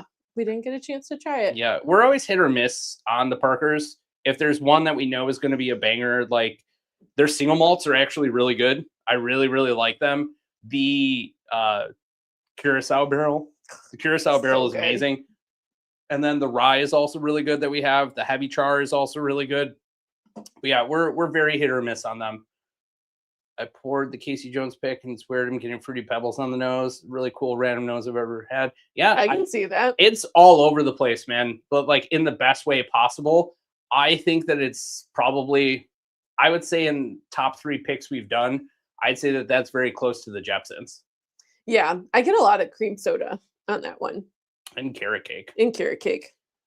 You might have already talked about this, but what were your top 5 pours of 2025? We did put up a video. It was very controversial. A lot of people were like, nah, you don't taste that or smell that. That's bullshit. And my response is, you're bullshit. Get better. Oh, boy. No, We're not opening that can of worms. It's all subjective. Yeah. If you don't agree with our palates, that just means that they don't align. It doesn't mean we're making crap up. I don't have enough time in the day to sit down and think about lies to spin on a camera, let alone the ability to focus on saying them in the way I want to say them. Literally just take down notes of all the things that we experience. We type them up. We put it on a screen so we have the ability to remember what we thought in the moment. And then we just do it stream of consciousness. We also combine our flavor notes too. Some things are overlapping. Some are like individual tasting notes, but exactly. Validated. Today, somebody said that they actually got communion wafer on the bottle that I said that about. And I was like, thank you. You understand what I'm saying. What do we think about the Old Fitz 7? It's half gone. Went too early. Had 3 cases of it. Wow. It's approachable for what it is. It's not bad considering the price point. When you also factor in that the like big bottom decanters, they're like significantly more for 2 more years. Yeah. It honestly feels like a better value to get like the $60-ish bottle. I don't think it's phenomenal, but I do think it is kind of a sleeper pour where you could probably drink, like you said, about half the bottle without meaning to. Yeah, I think it's really good. I think for the price point, as long as you're paying like the MSRP, it's a really good bottle. forehead kisses. I know we're being a little facetious. We just have a pretty good spend at Binny's, and we have a good relationship with people. I mean, half the time we go to Binny's, we mostly just talk shop about the industry. And then like 30 minutes, 40 minutes in, we're like, oh shit, we should actually buy stuff.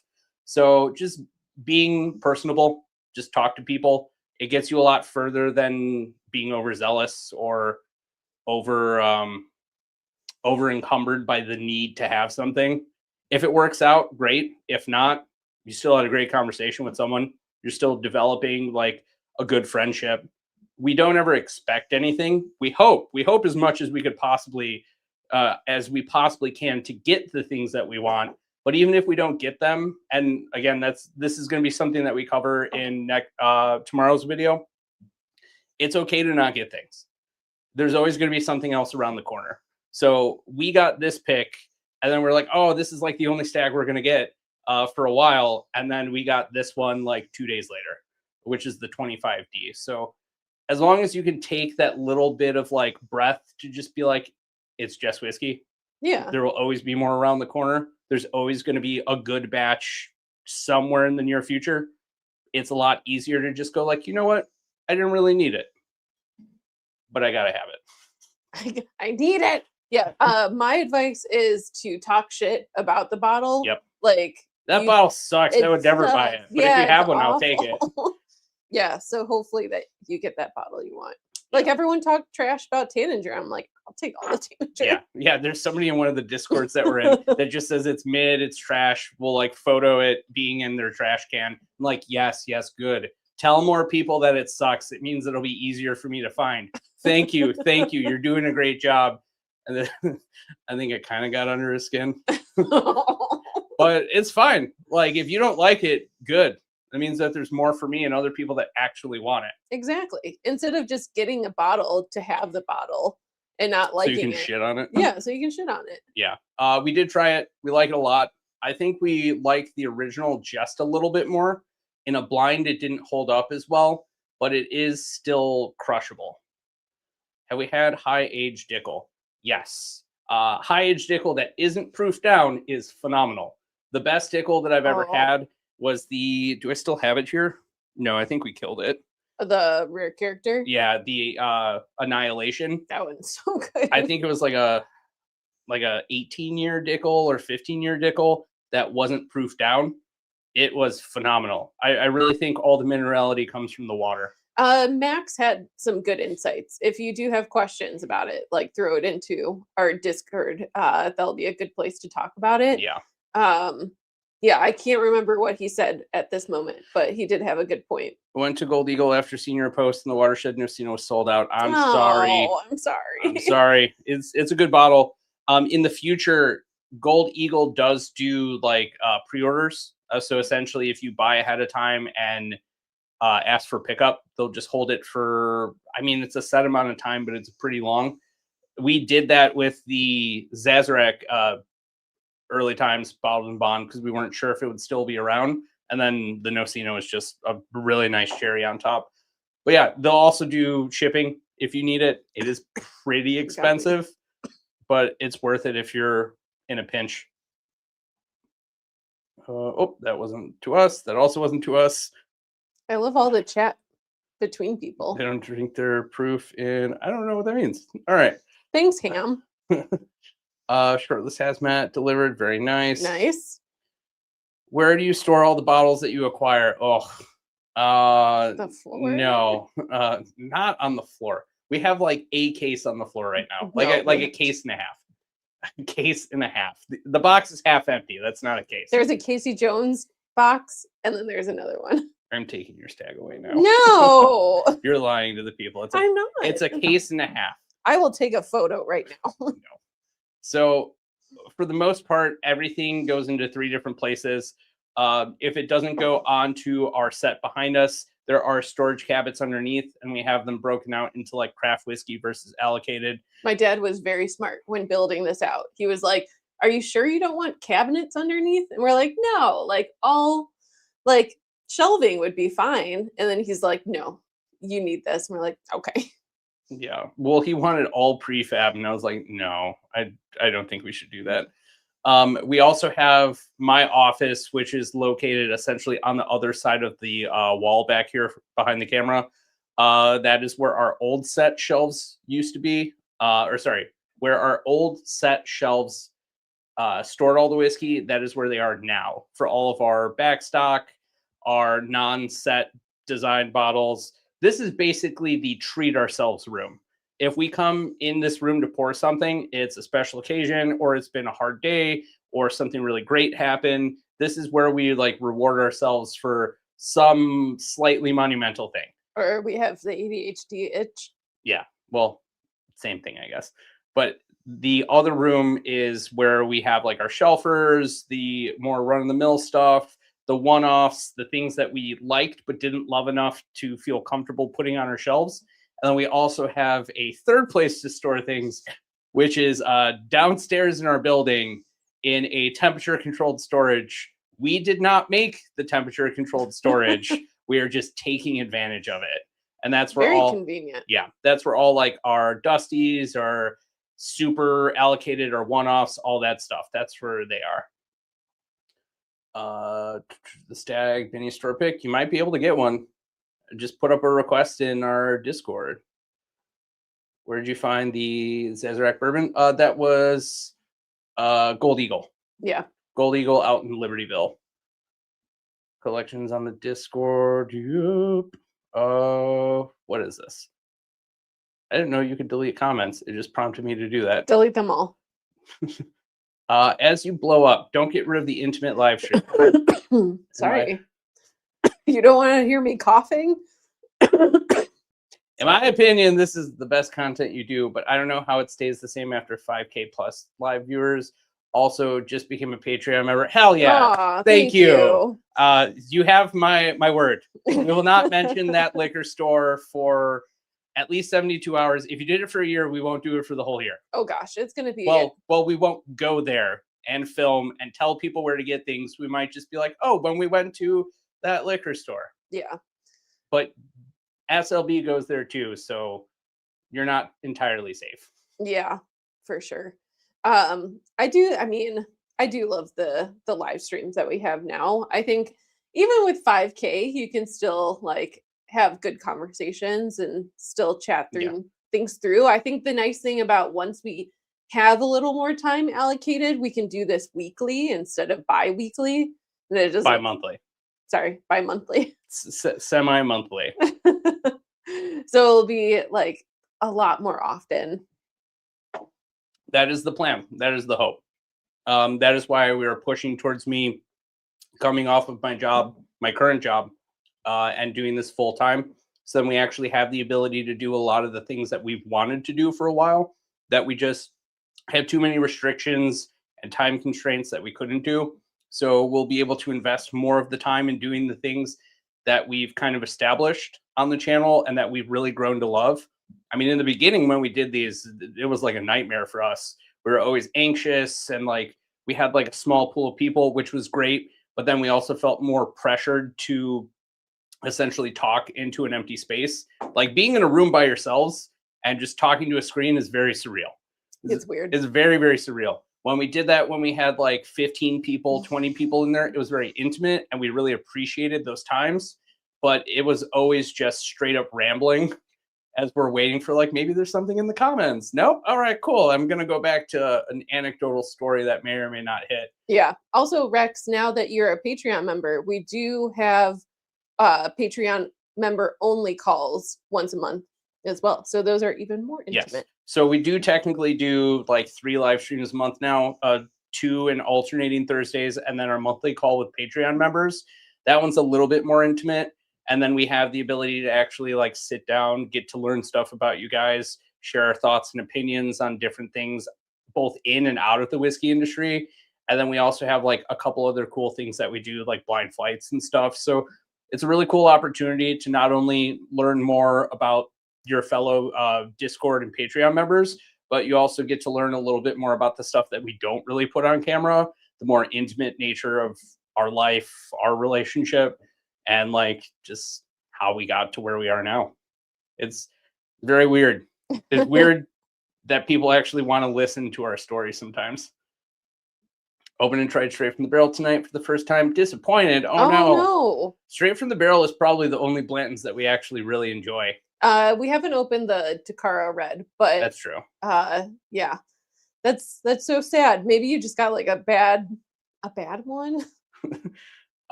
So coming from California to Wisconsin, yes, it's very daunting. What I will say is after the first year as a Midwesterner, you get used to it. You become more strategic with your plans. You learn the importance of buying thick socks in the winter, for buying very heavy boots for snowy season, gloves for sure, and then like beanies. Beanies are going to be your best friend. Earmuffs also, if you get really cold on your ears. I mean, honestly, you get over it very quickly. Or you just turn into one of like those people that like wear shorts out when it's like 30 degrees. You're like, okay. Yeah. That's true. That was me at one point in time when I was a kid. It was like 10-degree weather and I had shorts on and they were like, do we need to call your parents? I was like, no, I chose to do this. They saw me leave. I had a coworker when I was at my old job who had like the zip off cargo shorts. So like when he was walking to the office, he had pants. And then when he got to the office, he had shorts. Everything is smart about that, except for wearing zip-off cargo pants. And I used to have them. I loved them a lot until I realized they don't always look the best. Yeah, they look. And you make noise everywhere. Yeah, they're like corduroys, but less fashionable. Especially once you start sweating too. Yeah. Thank you so much for the plug here. Our Discord is great. It is. I take no responsibility for that. It's just really good people that have really great discussions, and we occasionally will chime in with stuff, but we try not to insert our own opinion on a lot of things. People do ask us for it, which I appreciate. But the most important thing that we do is we don't like to shit on what people think. We give you the freedom to tell us your thoughts and your opinions. We let you reflect that into the group of people that are in there, and then we let discussion happen.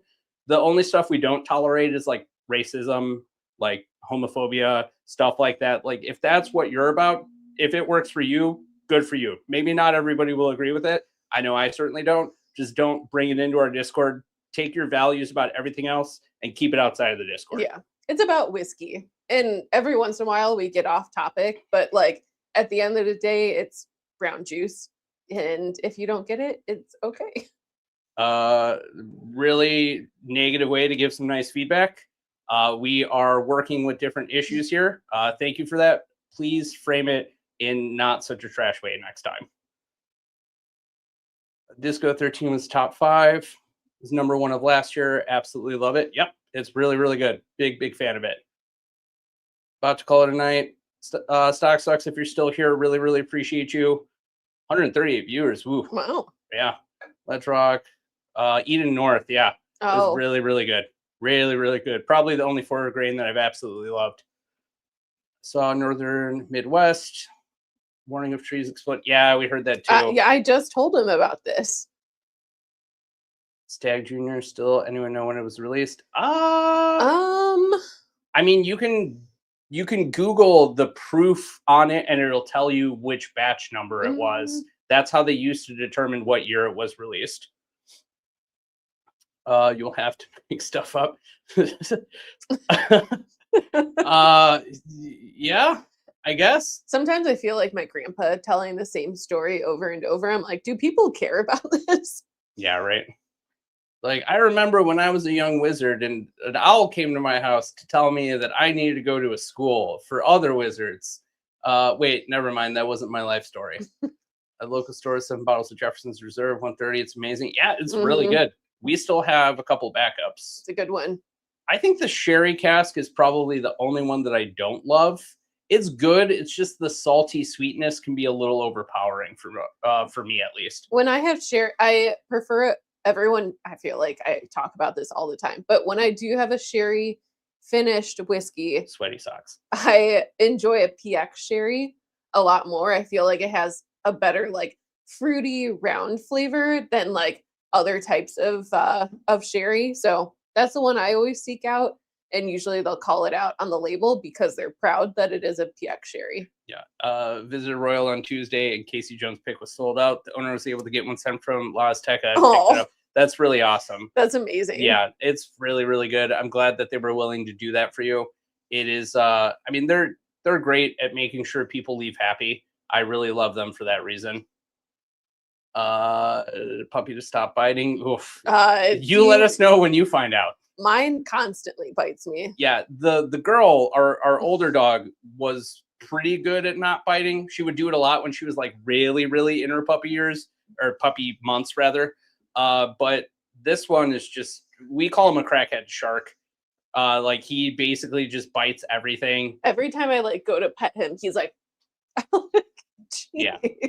Yeah. And like you can't let anything go in front of him.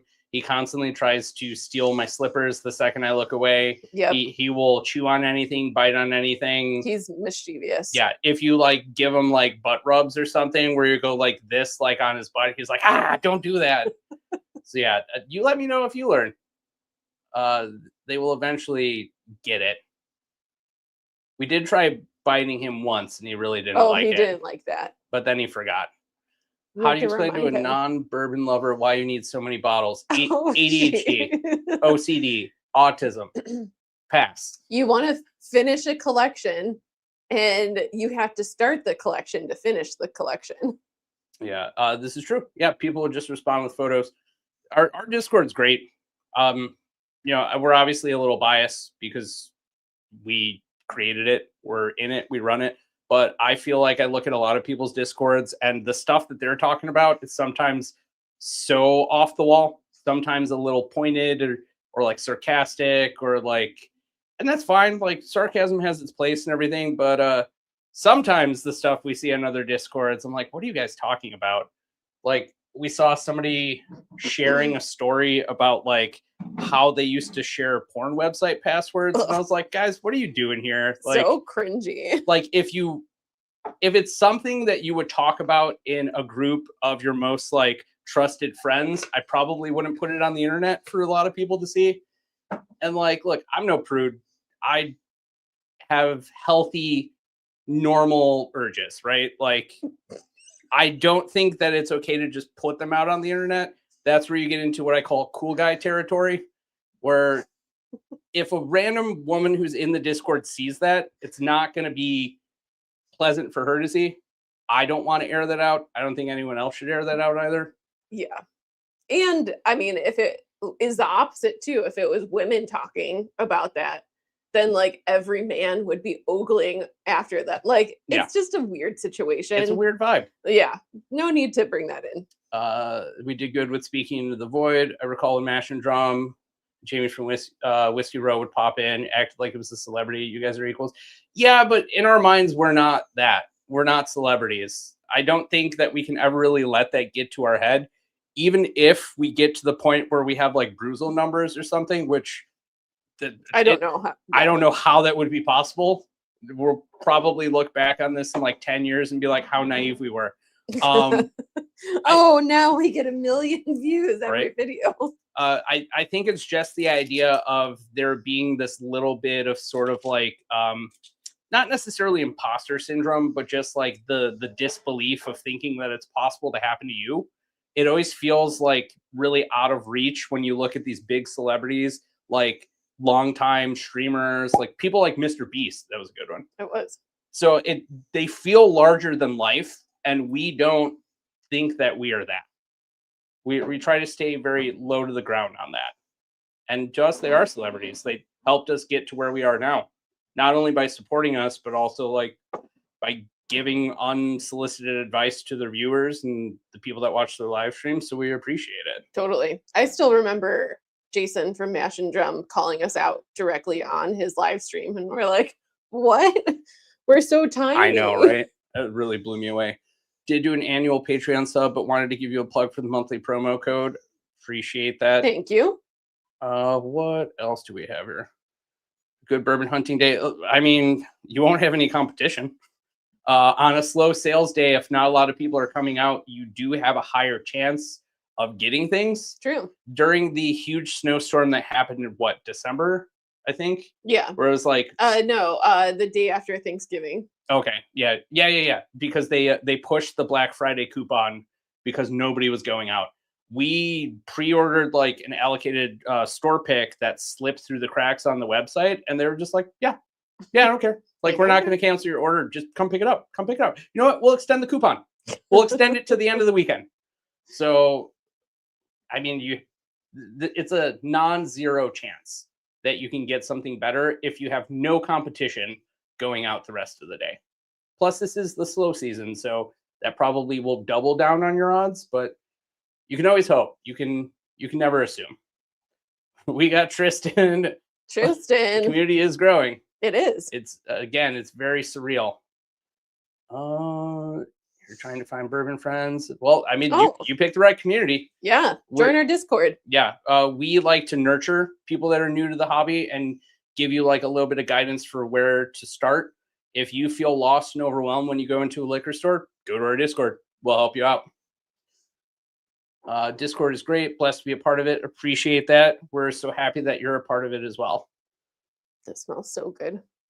It's like carrot cake with cheesecake frosting on top. So for those who don't know what this is the Casey Jones Corn and Cane Amburana. This is the same bottle that Bruzel said was like the best Amburana on the market. We did try this one back when we went to the distillery in, what was that, August? Yeah. We didn't pick it up at the time because we were like, there's some other stuff we want. It was the beginning of our trip too. Yeah. And we're like, nobody's going to be looking for this one. We have some time.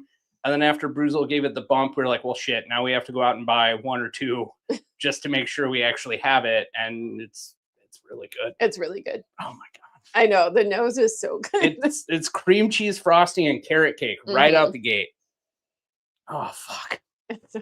I forgot how good this is. The palate is like so different from it though. The cinnamon really comes through. Fuck. Yeah. That is so good. That is really good. I'm kind of disappointed that we didn't pick the Corn and Cane barrel. We did like it a lot. We did. When we went to go do the pick. But again, we were worried about the Corn and Cane and Amburana.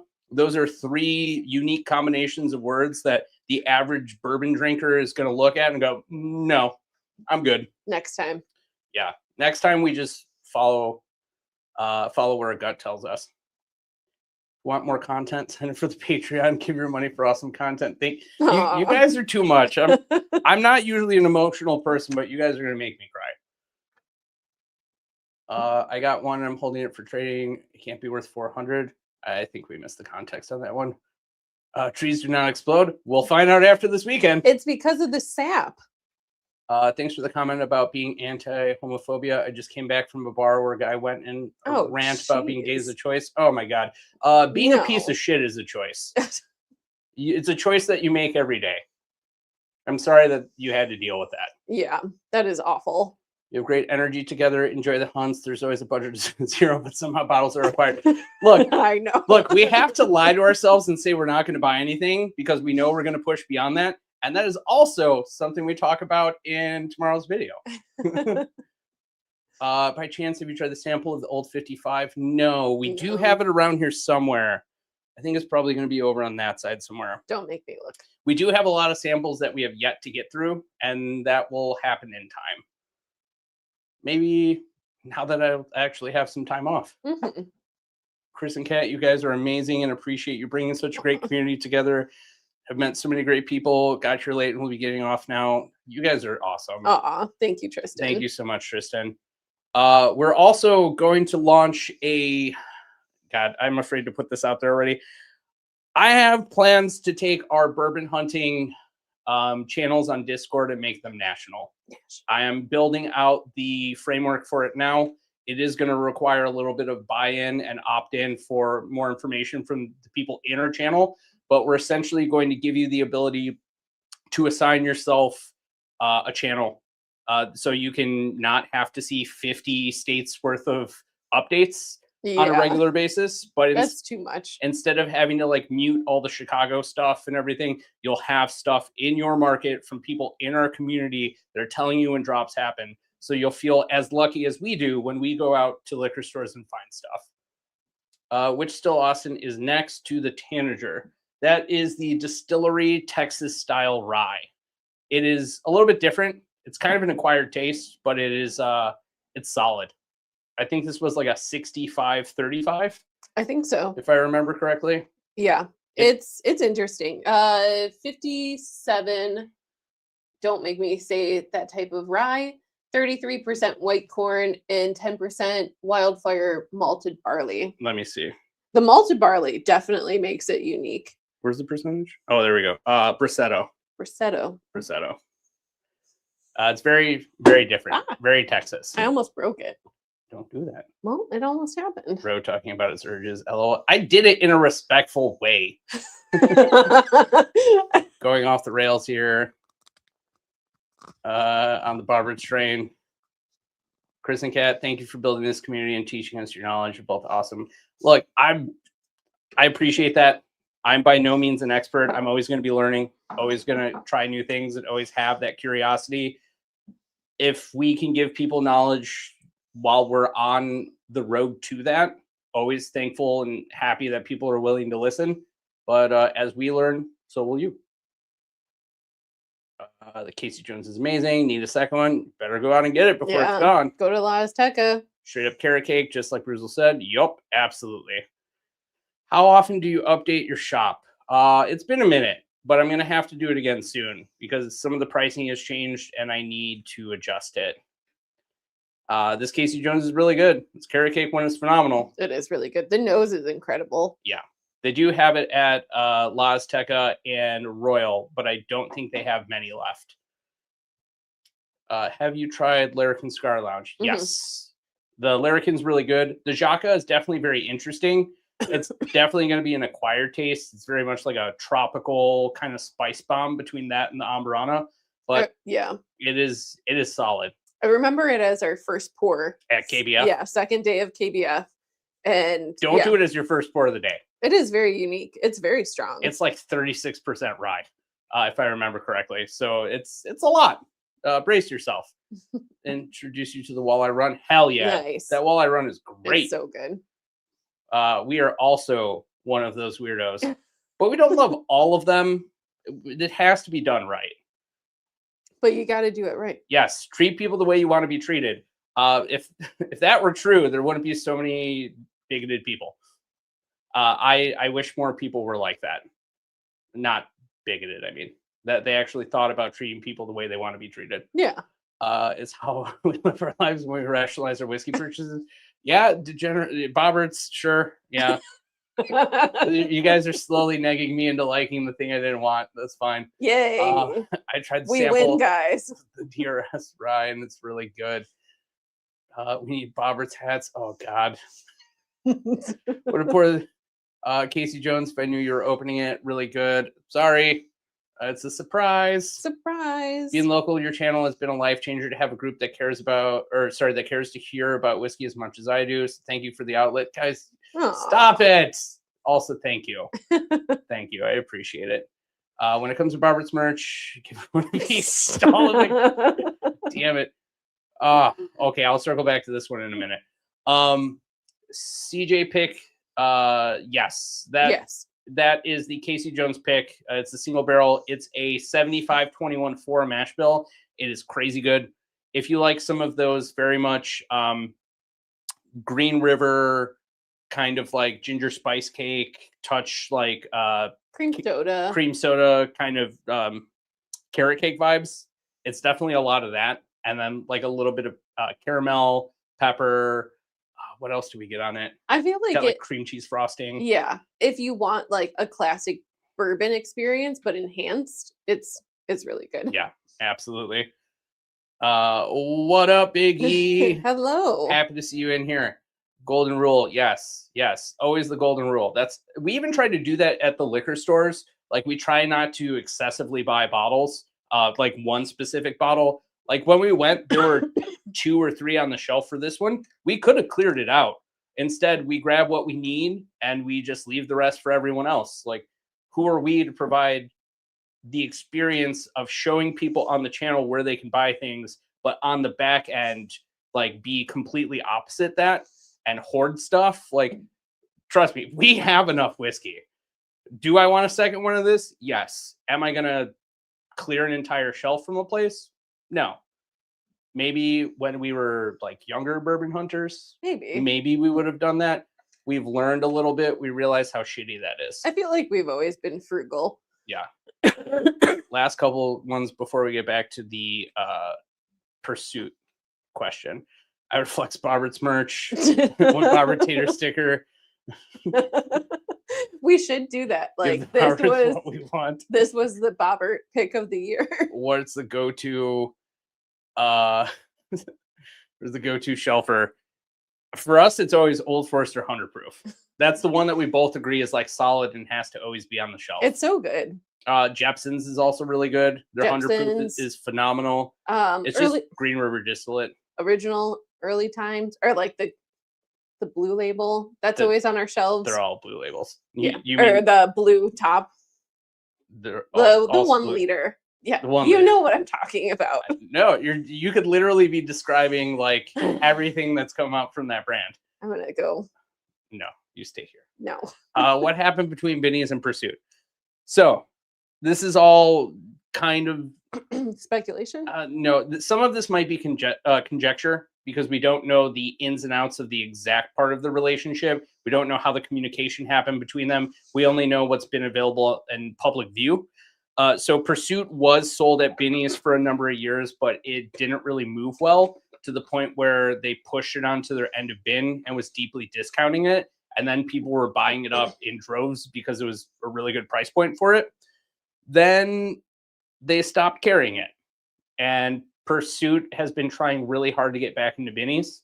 I guess they've tried reaching out through like contacts through their distribution or something like that. Again, that part of what I'm saying is conjecture. I don't know specifically, but I do know that they're clearly upset about it. Pursuit put up a Facebook post, I think? In their podcast, I think. No. There was a post that I showed you. Oh. I think it was Facebook formatting for how it looked. Because they tagged Binny's in it. They put the location being at Binny's. They tagged the Binny's corporate account on Facebook in that post. And they basically said, Binny's won't carry it. Go to Binny's and ask them to carry it. Since they won't carry it, here's a list of stores in the like greater Chicagoland area that do carry it. Keep asking them to carry it. Which, don't get me wrong, I like the idea of guerrilla marketing, like going around and basically not paying somebody's like shelf space tax to like get on the shelf. I think that it's genius if you do it well. But this is basically just directly saying like, hey, go pester this brand. I don't think that's ever going to get you what you want. That's just my opinion. I'm not an expert. I don't work in spirits in that regard. I just think it was an interesting gamble. I don't know if it's going to work out for them, but we will find out. Yeah. As someone with a marketing degree and currently works in CPG, consumer packaged goods, I can tell you that is not how you get on the shelves. Yeah, that's a good way to not ever get on the shelf. That's a good way to get yourself banned for life from a whole, like, if you... Well, not to mention that also sets the precedent with brands that are carrying you, that if they stop carrying you, or like for whatever reason something goes awry, they're gonna shit on your brand. They're gonna retaliate against you. And nobody wants to have like their what's the phrase, like to be under the thumb of that type of like very public drama. It's not good for either brand involved, and it doesn't really build trust in building a relationship. Exactly. So again, I don't fault them for doing it. I would be frustrated too if one of the largest liquor outlets in the Midwest didn't want to carry your product and you thought you could maybe convince them to do it. I do commend them for making an effort. I just don't know how it's going to work long term. Yeah, I'm of the approach, if you do want to get back in the good graces of like a retailer, you offer them favors? No, you do not offer them favors. You make problems go away? No. You take the Donald Draper approach and you sleep with their wife? You pitch the hell out of your product. And then sleep with their wife. And you schmooze them and you make sure that like they're happy and it is exactly what their customers would want. Where's the adultery? That is the real Don Draper approach. Christopher, people are watching with their daughters. No, they're not. Yes, it was in the Is comments. that the daughter? Yes. Look, if they're old enough to watch this, they probably know what Don Draper was really about. I mean, it's one of my favorite shows. Waiting for the Windows Distillery to have their big Amber Rye back in stock. That was a good Amberana. We did just see one the other day. I thought that you had one already, so I'm sorry I didn't grab it. I totally forgot. We will keep our eyes peeled for it again. I'm sorry, Nick. Bright side is nobody's really looking for it yet. You do still have a chance to get it before it disappears. That's true. You guys ever thought about what you're doing? Hold on. Have you guys ever thought what you're going to do with all your whiskey? Lately, I've been thinking about that, starting to think that I need to share a lot more of it and give away. Why do you think we do giveaways on our live streams? Yeah. It's not only a great way to justify the pour or like the price of the bottle, because if we're giving a portion of it away, we are essentially generating content, which is great. But we also, there we go. That's a good one. We can get rid of the FOMO. And then if we don't like it, I mean, we have traded open bottles before. I don't recommend doing that if you don't know who you're dealing with. Yeah. But it is always possible. Do it with friends, you know? So we did just crack open, which is going to be our last pour based off the proof point and how much Kat poured. This is going to be our last pour of the night. Lot? For the proof point, yes. I was trying to be like small with it. For context, this is 149.8 proof. I'm gonna die. And we have this much of a pour of it after everything else that we've had. We haven't been finishing. I've been finishing the pours. Yeah. I'm also trying to still pace myself because I know that's what we have left. Frontiers tribute. Casey Jones pick 2. Wow, fantastic. Your taste lines up with mine. Happy to hear that. Nice. It's really, really good. By the way, I know Barrel King is expensive, but damn it, every bottle has just been a banger. And that's great. I mean, like, we don't dislike the brand. I just don't like paying a minimum of like $160 every time something comes out. Not to mention the whole like shipping thing. It's its own thing. I don't want to lean into it too much. Tell me that smells like hazmat. This doesn't really smell like hazmat at all. This is also, what, 34 years old? Yeah, 34. It's as old as I am. Tony, I would agree with your comment here. I think that that's why Binny's isn't doing anything about it. I'm sure at the end of the day, they don't care because they probably have like 40 other brands that are fighting for that shelf space or have already occupied that shelf space. Brands that want to expand their shelf space and are fighting for it too. So yeah, I don't think that Pursuit is going to have a chance. Yeah. I'm sorry. I also agree with this. If they lowered their prices a little bit, yes, but that gets into the whole conversation earlier about like NDPs and price points. Sometimes it's a good value, sometimes it's not. In terms of Pursuit, I don't want to speculate because I don't know all of the information for where they source from. Yeah. But I think that's probably the biggest barrier to their product moving is maybe the price point. And I want to be very mindful about how I say this. I think that's the biggest factor that a lot of brands miss when they put their products on the shelf. They don't realize who they're marketing themselves to directly. And sometimes they maybe overshoot the price point a little bit. And then people are less likely to buy it for like your average everyday consumer. The people with high-end disposable income are going to buy whatever they want regardless. But when you cut out that like middle to lower bracket like household, you've cut out half your audience. Actually more than half. Yeah. Also, like, bourbon people in general, I've noticed, are just very curious. So like they're looking if it's sourced, they're looking if like it's worth that price tag. Oh yeah. And when it doesn't have like a big name attached to it, I feel like it's usually a bit of a harder sell. What the fuck? Okay, give this like a solid 10 seconds.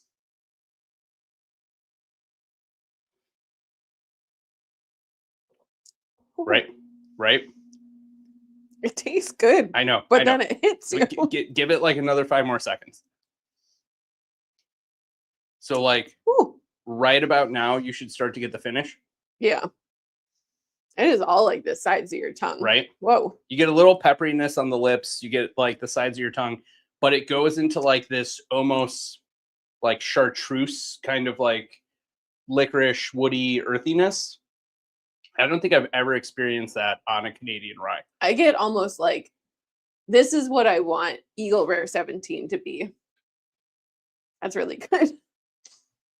Yeah. The funny thing is, while we're talking about all this, one of their reps is trying to get us in contact with Pursuit.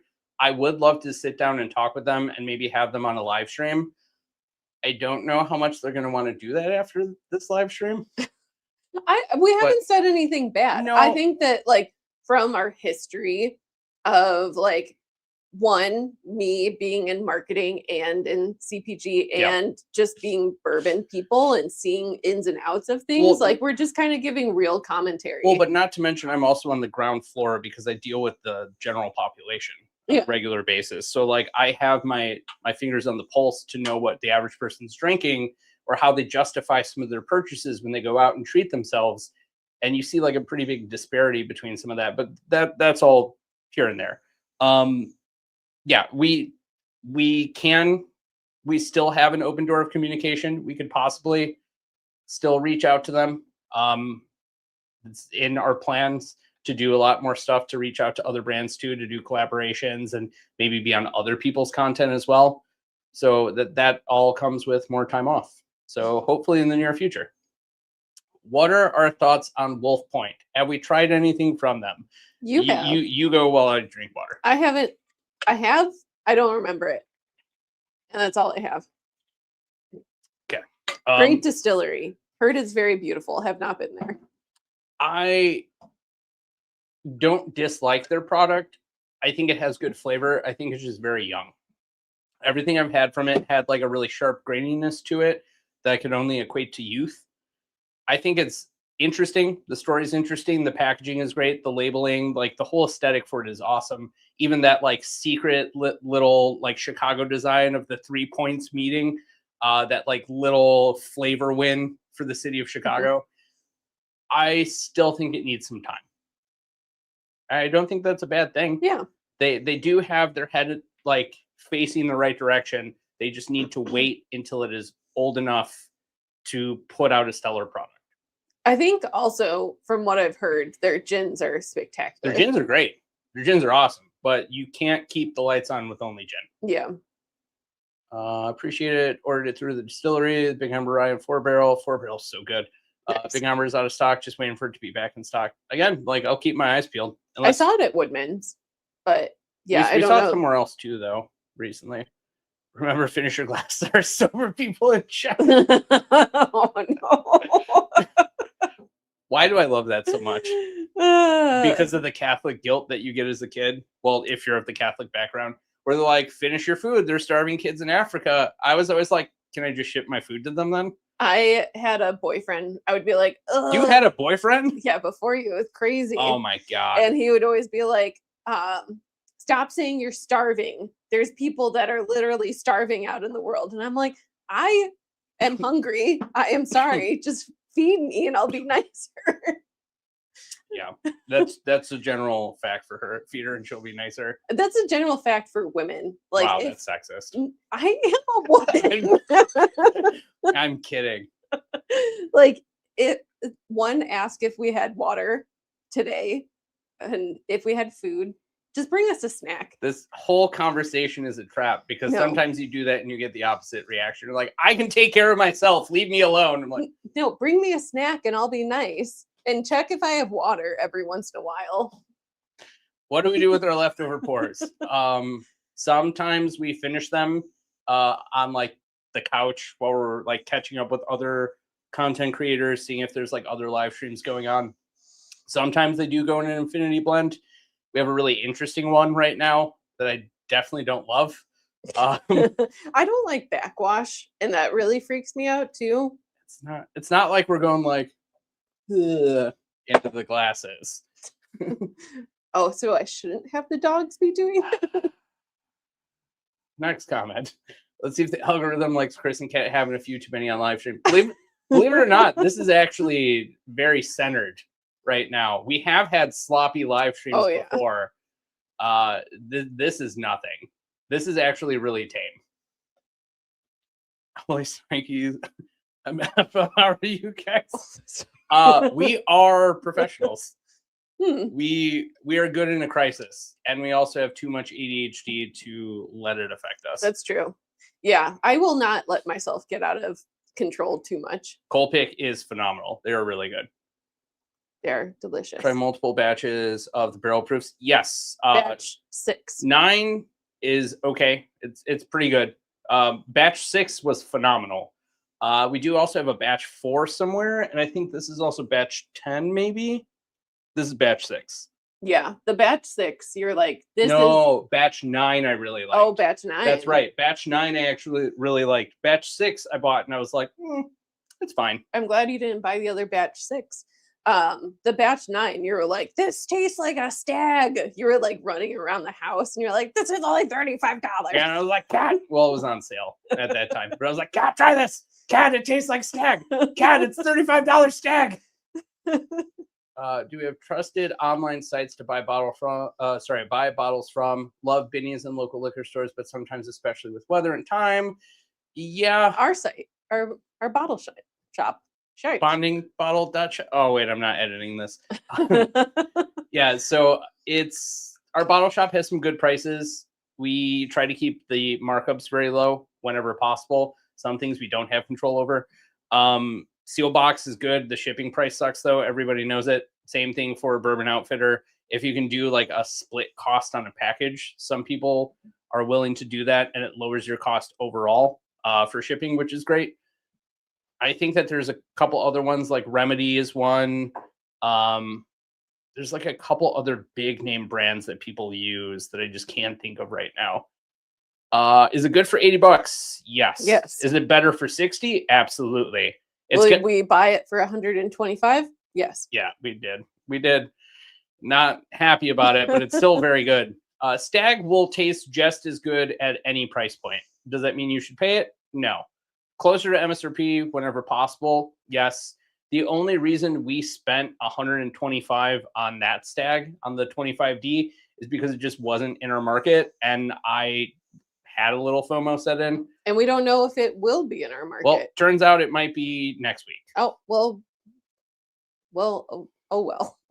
Great. Someone else will get her bottle now. Or we can just get another one. Another person named Don that introduced me to Colpick.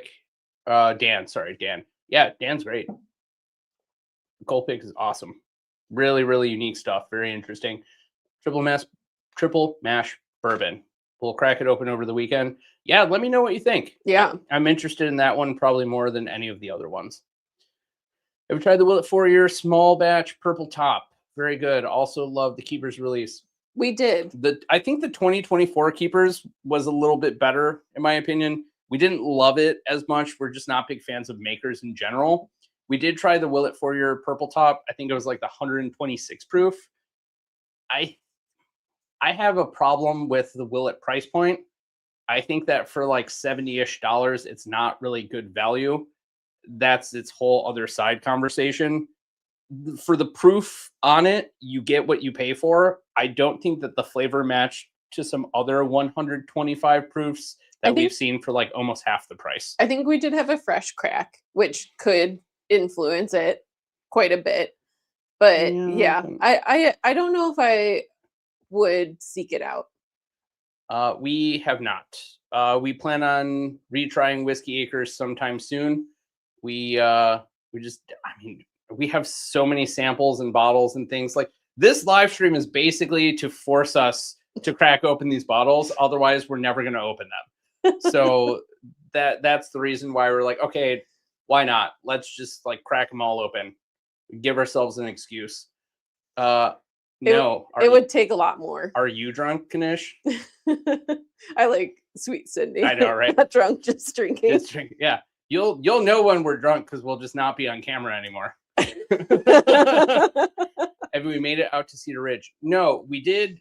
We are planning a road trip sometime next month. We're gonna hit up. I don't want to give the secret away yet. we had a couple of different options, and we thought about going towards Iowa. We're actually going to kick the can on that until a little bit later in the year. Iowa in March doesn't sound great, or in February. Yeah. So we do have some plans to go out to Cedar Ridge sometime in the near future.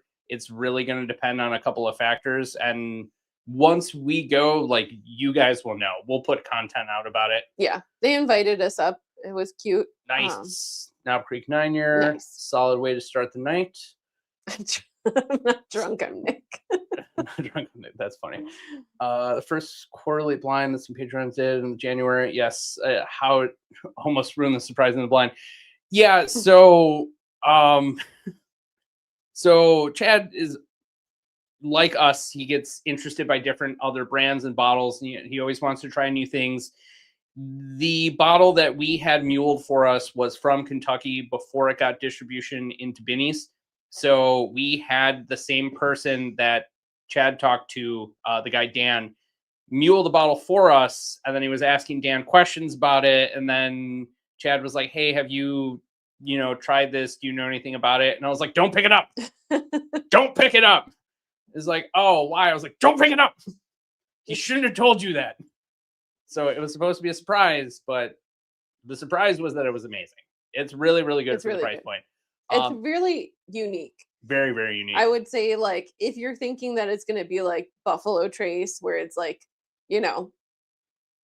easygoing and sippable, it's not that. It'll challenge your palate. Absolutely. Oh, this is getting more ethanol on it now. That's, I think, the hazmat. Yeah. It's a lot more ethanol. But yeah, very, very unique process for the coal pick. They the person that's doing all like the master distiller work is a former engineer and doesn't believe in computers. This is what I was told. How does he feel about AI though? He probably doesn't know what it is, or maybe just believes what he sees on social media. If he uses it, who knows?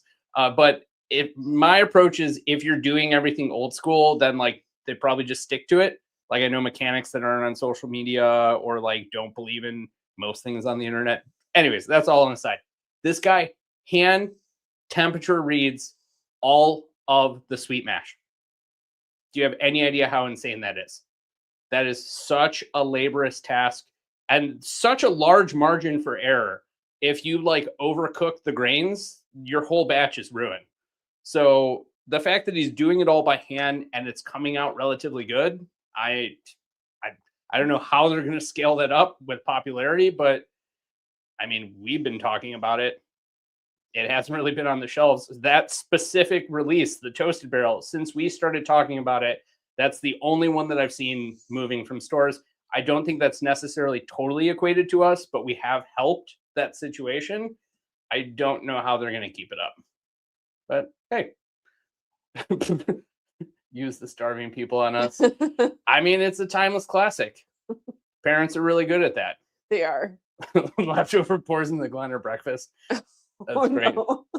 I'm not too drunk to taste this chicken, but I would like some Kentucky Fried Chicken. Unless I decide to have another with the Penelope Cigar Sessions. Doesn't do much for me. Yeah, I mean, it's promising for what it is. I just think that it needed some proof and maybe an actual finishing. It's more or less just a blended American single malt. Yeah, agreed. I feel like cigar is like such an ambiguous term now. Like it doesn't really mean anything. It's just like, what barrels can we get? I mean, there is no technical definition for it, No. so it never really meant anything. But now it's being like, what's the word? Like ambiguated to mean like almost nothing. What are your go-to pours for this cold snap in Chicagoland the next couple of days? Something high proof or a hot toddy.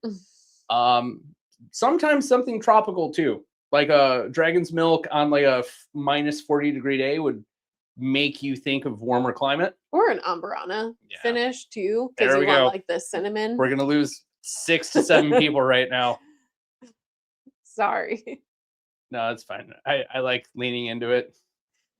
Go away. I don't want anti-Amburana people here. No, I'm Biggest kidding. surprise pour. Surprise pour lately. They're all surprises when I don't know what they taste like. I mean, the Cedar Ridge Tokai. That is really good. That one I will I mean, to be drink fair, myself. to be fair, we expected it to be good because it's Tokai. I would say that's not exactly the same as a surprise. Is there anything in the That's tough. cabinet? The Garrison Brothers pick. Oh, the Garrison Brothers pick from Yeah. Gold Eagle. That one was like so good. As soon as I like took a sip of it, I kind of rolled it on my palate as I do with most pours to see if it has like nice viscosity to it. I distinctly remember going like with a mouthful, I was like, holy shit. And Kat's like, that good? I was like, I didn't have words. I was just like drink it. She's like, okay. And she's like, oh my God. It's like, I know, right? You also made me wait to try it too. What? Yeah. Remember? I was ready. And you're like, no, you have to try these other things. Yeah. Well, there was also a lot going on. We also had like 2 other people talking to us. Yeah, that's true. So I wasn't fully aware of what you were doing. Now offers free shipping at $120 a year. What a steal. I mean, that's Amazon pricing. Yeah, I don't need That's 2 fair. Amazons. Go get some food, dog. Yeah, go eat. Go feed yourself. Go warm up some chicken nugs. Yeah, or go get some Colonel Sanders. With my luck, I'll pay $125 for a bottle of Stagg, and the next week, bottom will fall out. I don't know about that. Oh. Look, Yeah, I don't think for Stagg. Look, if you think that's what your luck is, go out and get it right now, because I don't think that bottom's ever going to fall out. And I would thank you forever if it does, and then you'll be able to find it whenever you want. And all the taters will thank you. Well, it is never worth the price for my palate ever. I fully agree. The good ones are way too expensive, and the bad ones are just everywhere, and nobody wants them. You're talking about pot still? How dare you? I didn't say that. You said that. What's your favorite liquor store in southeastern Wisconsin? Southeastern Wisconsin. Probably Iris. Yeah, That's southeastern, right? I don't know. That's near Milwaukee. Is that south? Well, Milwaukee is more on the eastern side, I believe, right? Yeah, because it's like closer to the water. I think so. Yeah, probably Iris. Iris is great. Yeah, they're great. The owner's amazing. The people that run the stores are amazing. They're very nice. They have a really nice, tight-knit community there. I would definitely recommend Iris. They're awesome. Whiskey Wednesday. Did a barrel pick at Cedar Ridge in March. Got to actually sample their SBC before they bottle it. Ooh, I don't know what SBC is, but I'm into it. Yeah. I don't think I know that one. Maybe I'm overthinking it. Single barrel classic. Classic. Cold pick was a favorite from the blind. Yeah, because It was good as hell. Another reason to subscribe for the pick. Kevin, I told you if you keep this up, I'm going to hire you when we grow enough. You have a spot. You have a spot on our team if we ever get big enough to expand. If Mixer's Toasted Barrel Bourbon with the price at $150, the bourbon I didn't love at $150. That's better than some stores are going to charge you. Yeah, I mean, if you really want it, buy it for $150. That's not the worst price I've seen, but I think the ryes are better. Yeah, the barrel strength ryes are phenomenal, and the toasted barrel ryes are good. I think that for $150, you could definitely do worse, especially if that's like $150 without a bundle. That's decent. Again, you could probably spend like at least $200 on it. Yeah. And then for like bomb burgers versus shanks, it's always such a toss up. Yeah. We go back and forth every year. Yeah. Either the bomb burgers is amazing, the shanks is literal like trash. I think vice versa. I think 2023, and I could be misrepresenting. I think 2023 we like the shanks more, and then 2024 we like the bomb burgers more, and then 2025 we like the shanks more. And I was like, just pick one that's stellar. Just make it stellar every year. Or just make both stellar, you know? Best liquor store we've been to in the Chicago suburbs. Oh, ooh, that's a hard one to answer.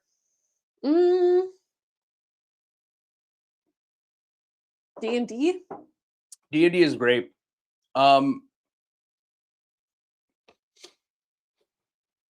have a loaded answer here. Okay. D&D is great because Harry gets the bourbon game. Yeah. And he's really nice and approachable, and he invites you to barrel picks, and he's just an awesome dude. I think that for his inventory, he has some unbeatable prices.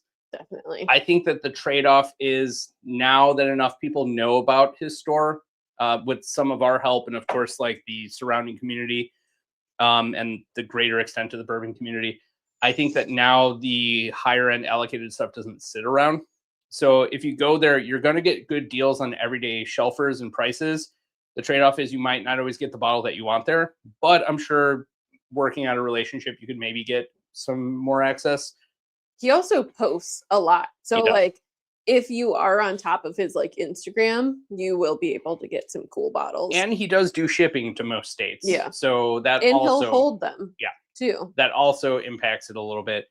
I would say overall D&D is probably our best, especially to see how they've evolved over time and how Harry is just genuinely nice and always wants to work with us and is always throwing stuff at us from like, Harry, how are you making money? And he's like, no, go ahead. I'm take like, this bottle. Like the last time we were filming and but he was to give context, it's something that's like open that he's like sampling out to people. And then if we like it, he's like, do you want it? Do you want it? Take it. And I'm like, Harry, this is like 3/4 full. And he's like, no, take it. I have plenty. And I'm like, Harry, I don't want your bottle. Yeah. I appreciate you, but I don't want your bottle. He's like, okay, I put it in your box. And I'm like, I have enough alcohol. Please don't do this. Last time he like followed us outside and he like followed us to the car and was like, don't forget your bottle. Wesley. Thank you, Wesley. Thank you, Wesley. Appreciate it. This is the most super chats and members that we've ever gotten in anything. Is it like a full moon or something? What did I do? What did we do? What just tell us what we did. Is it the fact that we're still going and we don't seem sloshed, that it's impressive, or it's terrifying and you think we need medical treatment? Like, just tell me what I did. See, there we go. Standing up for the last 2.5 hours. And that's the other thing, because we're not sitting down. We actually have the ability to determine how much the alcohol is hitting us. That's true. So like, there's no filter between us and what we're experiencing.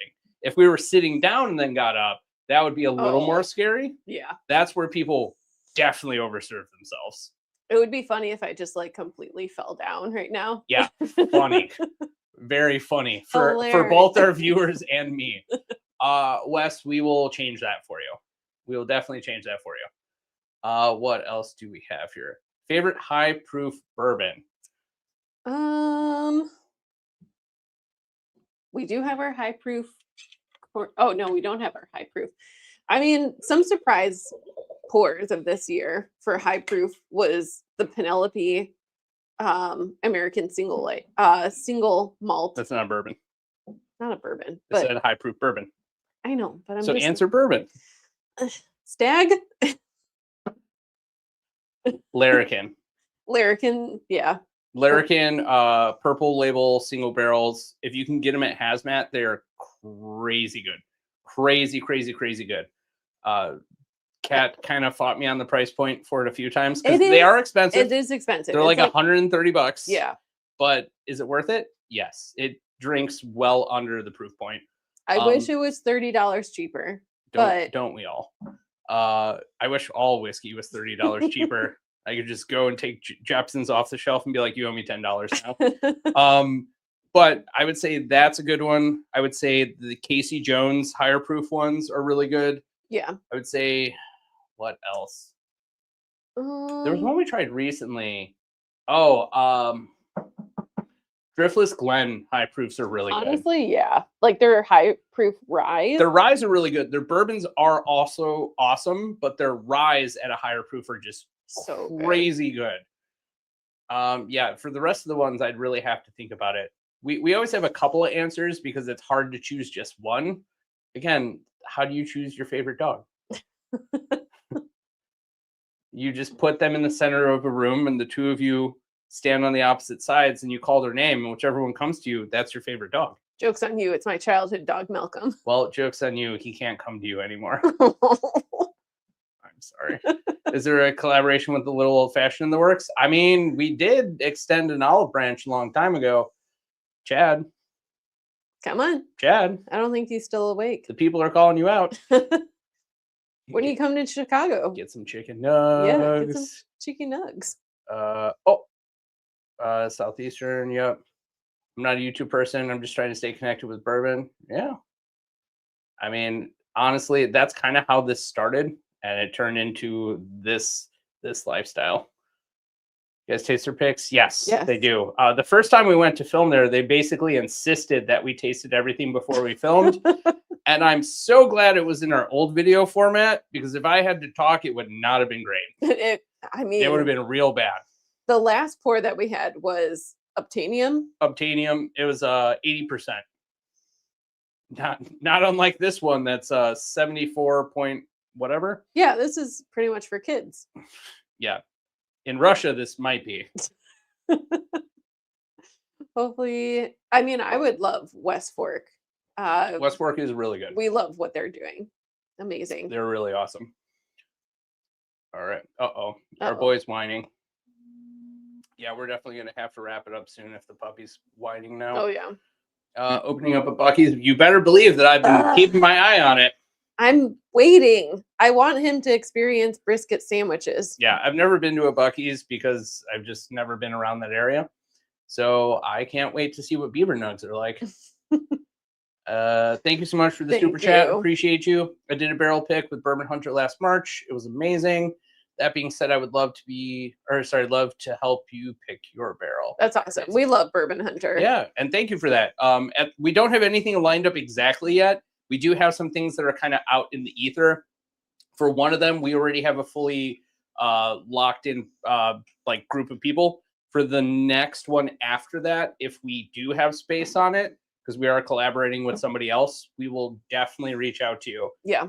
And I can't remember if you said you're already in our Discord. If so, please just reach out to me so I have the message in my DMs so I know to go back to it. If you're not in our Discord, please join our Discord and message me. Harry is great. He's such a character to talk to. He is. I love watching him get progressively more drunk. He becomes so funny when he's wasted. Well, like when he's not drunk, he's like very straight face and I can't really read him. And then he starts drinking and I'm like, okay. Yeah. And it's like, I don't care, I'm wasted. And I'm like, Harry, you're awesome. Thank you so much, Ryan Wilson. Really, Thank really you. appreciate you. This is really like our biggest. I mean, I'm speechless at this point.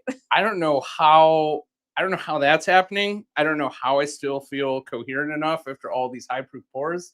I don't know how Bruzel does this with like all of his super chats. I'd be like, stop sending me money. Yeah, that's fair. We need to stop by and see Harry soon. I want to know what you know. It's the package, the finger one that I. Oh yeah, that's right. You know, was there a finger in there? You have to give more context. That sounds very weird out of context, Kat. Yeah, the show is for children. No, I don't think we have had the single barrel collection.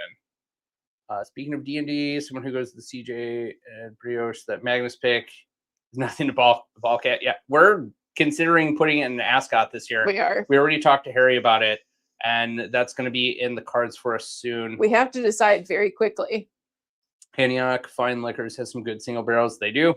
You guys just be yourselves. Folks love that about you. Thank you. Thank you. Stop being nice to us. I don't know how to handle this much attention. I'm not built for it. American Light Whiskey, Benny's pick, lights out good. It's crazy really good. That is the only other pour that, like, there's been two this year so far. There's the Garrison Brothers. I guess they're broken up by a year. Anyway, by the holiday season. The Garrison Brothers Single Barrel from Gold Eagle was one that blew me away, and I was like, really holy surprised, shit. Yeah. The American Light Whiskey from Benny's, I think we actually pulled it from here. It's not there anymore. Before it even left like my mouth, I immediately was like, what the fuck? I was like, this is crazy. I'm so impressed with it. It's really good. It's phenomenal. They do American light whiskeys really well. Yeah, they do. About Larrikin, but haven't seen by me yet. Yeah, they're slowly ramping up distribution. We can get you a little taster of it. Good night, Tony. Good night. If you're still around, we appreciate you. So many Driftless Blend samples I need to try. I mean, again, we can make it happen. High proof, yeah. Getting my While I Run cigar batches tomorrow. Hell Nice. yeah. Driftless Glen Rise. Yes, so good. Casey Driftless Glen loves rye whiskey, and their distillery makes excellent rye, especially the single barrel rye. We do have a standing offer to go there, so we're gonna try it. Woo! 166 proof. Ooh, that'll fuck up your life and your bank account in the same breath. Yeah, if you have a full pour, I would be surprised if you could still see afterwards. I'd be surprised if you don't immediately puke and then pass out. That's too much. I mean, like, don't get me wrong, I love proof, but like, I can't do more than like half a pour of the what is it, the 79% or 78%. I could not have 166 proof as a whole glass. What's a good price for Van Winkle 15 on secondary? They're not going to be good prices. Yeah. I think I saw the other day, like on the low end, maybe 1,300. I could be wrong. This is it's just not worth it. Off the top of my head. It's a very good pour. Go get it at a bar. Yeah. You guys make me laugh so much. Hard to keep my poker face. Good. That means nobody can get a read on you. That's true. You just look like a psychopath. Yeah. Just lean into it. Make people think you're crazy, and then they won't get a read off of you. Because you guys are friends. Yeah. We are friends. You and I? No, me and Kanish. Oh. Of course. Ew. Thank you so much. Appreciate you. Are Wellers worth the hunt? Around MSRP, yes. Yeah. The most I would spend for special reserve is probably $40. And then every other one, I'd maybe spend between like $10 to $20 more than the MSRP. Outside of that, they're not really worth it. Some people will fight me to the death on it. They're not worth $300, $400. No. Anybody? Even the single barrels, I would say like it's a hard to find bottle, Yep. but that's pretty much it. Like the antique is probably like your best bet. This bottle is just an ADHD need to finish the full collection. Yeah. Like, we're probably not going to open this for a while, but when we do, we'll probably do a giveaway on one of our lives. But again, is this worth $400, $500, $600? No. It's a single barrel Weller Special Reserve. It should be roughly the same amount of money. At MSRP it is, but there's all this like sensational fanfare and marketing. If you believe it, great, awesome. If it hits your palate, great for you. For me, I'm not the person that can be sold to. And you having a background in like marketing and advertising, No. like we see through all of that. So it never really impresses us. I love a deal. So when I see something that's like triple or double, like quadruple the price, I'm just like, it's not worth it. I would say if you're going to seek out like a lot of the Wellers, make relationships is probably the best way to do it. Or find the places that are going to be reasonable. Yes. Antique is the most consistent out of the lineup, which is why it's usually the hardest to find in almost every market, except for apparently Ohio. I think that the full proofs are good, but the store picks are kind of hit or miss. We have multiples, and all of them are just like a touch off enough that we don't love them, but we do enjoy them. The CYPB is also hit or miss. The 12-year is one of the most polarizing bottles in the lineup. You either love it or you think it's trash. I mean, everyone has opinions about them. What matters most is if it makes sense for you and your budget.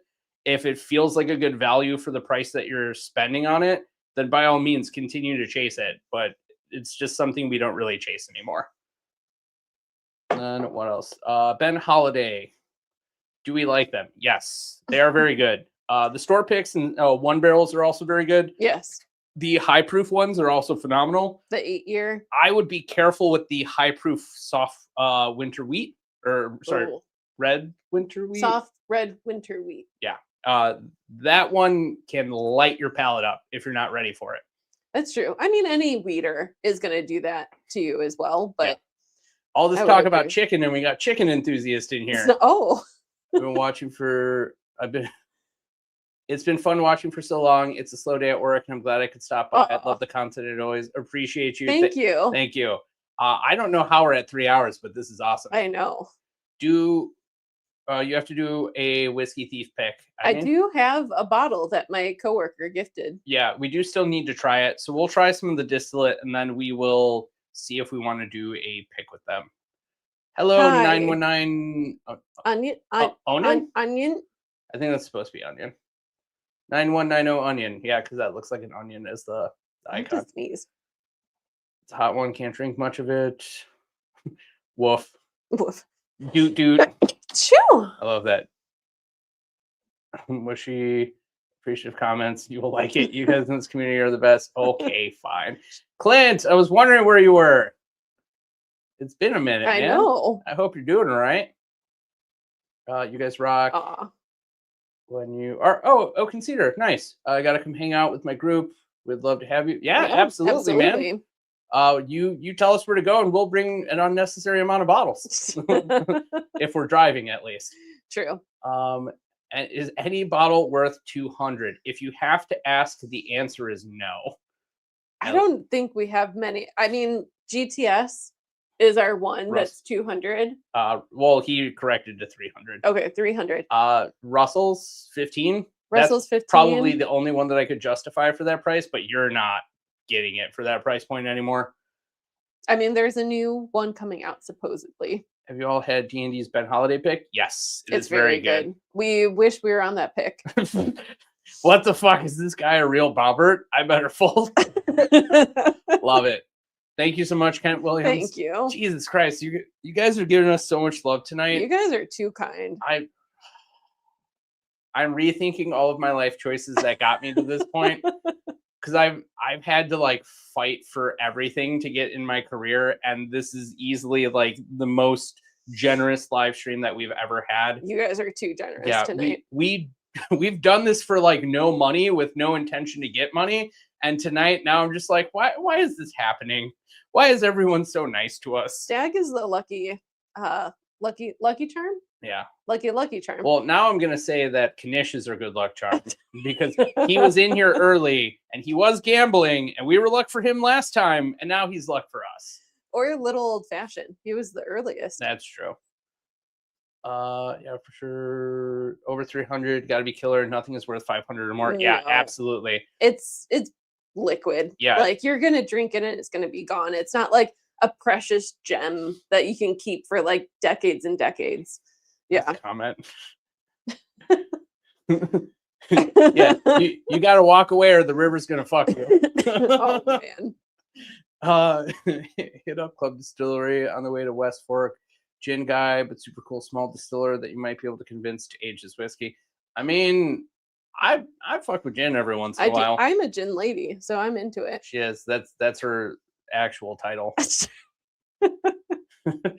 I visit Ohio often. I've never seen any antique in the wild. The drop days are like super specific. Yeah. Most of the community knows about it. So unless you're there like at open, you're not getting anything. But they treat it like a revolving door. You can just go back in until the whole place is picked clean. Yeah. You need to connect with whiskey sippers. Yeah, true. You absolutely do. Have you had the French Connection from 2 James? No, because every time we go to a place that says that they have it open or available, whether it's a bar or a liquor store, we're like, hey, can I get that? They're always like, no. What? We don't have it. Yeah, they're like, no. Great. Yes. It looks weird to me. It looks like the problem is with these screw tops, they make sense. Like they look aesthetically pleasing, but like when you see the other ones, obviously like there's a little bit of a height difference, but the way that I saw the wrapping on one of them, it was like so far down, and this looked like so bulbous in comparison that it looked kind of jarring. Plus, like the green is a different shade of green. The distillery bottles for antique are also different, like red, and the blues on the full proofs are looking a little bit different. Weird. I saw like white lettering on some of them. I don't know what they're doing. I think they're maybe trying to standardize their packaging a little more. It just looks a little jarring, is my point. I do want to get them so it's consistent. But again, the same issue with the single barrel. Am I really going to drink it? Yeah. Barrel Tap is the worst site we bought bourbon from. Well, that's good to know. Don't buy from Bourbon Tap. For sure, we're 300. Yes. Yes. I mean, if you can get it for 300, yes. Like if something's super off market, if it's been dusty for a while, maybe 300 would make some sense. But anything that's on the market right now, that's $300, I just can't justify. Yeah. If it's like a Michter's toasted rye. No, it's not worth $300. No, definitely not. Be able to cut back even more regular work after that. I mean, I'm hoping, I really appreciate the generosity here. My emotional shelving has not prepared me for this. I didn't expect this all to come this kind of centralized. You guys are all the sweetest kind of nuts, and I love it. Yeah. I'm honestly kind of at a loss for words. I don't think we expected to have such a great community. I don't think we knew what to expect, honestly, but we really did luck out with all of you guys. You both are good people, and who doesn't love talking bourbon? I appreciate that. You guys are all great as well. We love doing these. This has felt more and more like home every time that we do it. The fact that you guys are not only talking to each other in the chat and engaging us, asking us questions, the running away with the Bobberts thing and it becoming its own thing. You've even warmed me up to it a little bit. I know she's happy about it. She likes anything that I usually am like, ah. She loves that. So we both thank you all. Have you smelled this in a while? All the fumes are off of it. Yeah. It smells a lot more grassy. Thoughts on Knob Creek 21 at the price point? Hate the price point, love the distillate. It's good. It's really good considering what you would pay for other things at that age statement. It is pretty damn good value. Are people going to be chomping at the bit for it? No. I do think it is the best Knob Creek that I've tried. I know that some people had a hard time getting their hands on it. I know certain states just didn't get it. Illinois had a ton of it. Hey, Rex, I'm trying. That 166 proof Obtenium was a 29-year Canadian for 100. Look, that's a good deal. I'm never going to finish that bottle. I'm going to have sitting there for a while. I'm going to have to start getting creative. Have we used the Only Drams app? Yes, I don't like it. The functionality needs a huge overhaul. And outside of them getting like new server space, I don't think it's going to happen anytime soon. I love what they're doing. I just wish the functionality was a little more intuitive and could essentially kind of like take over the experience of uploading all your bottles. It just needs some time, and that's fine. They're a young brand that's still figuring it out. I think it's just, oh gosh. I wish the thing with Only Drams too, I wish I saw that. Is like whatever you're uploading, I wish I could also see, because like we have the same collection, and if I get a bottle, just do it under my shared profile. I hate that. I want the same. We do that with everything else. We do that with YouTube. We do that with. I don't want to share. Which batch is a Stagg? 25D and a Binny store pick. Are any Chicago festivals worthwhile? Definitely if we're talking about whiskey festivals, I would say the Binny's World of Whiskey. Yes. That one's definitely worth your money. I would say you really, really, really have to prepare yourself for it. Eat before. Eat a nice greasy meal before. Expect to not drive home. Do not drive there if you can avoid it. Yeah. They usually have food there and water, but it goes very quickly. Be prepared to dump out whatever they pour you. They give big samples. They give generous pours. Very, very generous pours. And it's an entire like U-shaped room. If you can make it all the way back out and not slur your words, you did it right. Because again, the pours are heavy. We didn't think about that the first year, and it was a very, very rough night. The second year, which was last year, we had a great time. No hangover the next day, nothing. We just felt awesome. We even drank afterwards. Yeah. That whole event was our warm-up pour. What was the most I would pay for a Michter's 20? $0. I don't think it's worth the ridiculously inflated price point that it goes for. Is it $1,500? It's like on the low end. It's like $1,600. I've seen it go for a lot more than that. I get why people like the distillate. I just think it's not really worth the money. It's the lighting we use for the shelving, all custom. So there's two levels of lighting.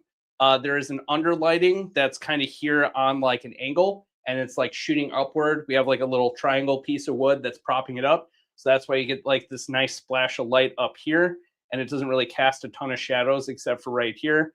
And then the other one, we have a riser that essentially has like a U-shaped piece of wood cut out. So you can slide the light bar into the U shape, and then you can just have the bottle sit on top of it. So that's why it has this like kind of glowing effect on the bottom of it. But it's all completely custom.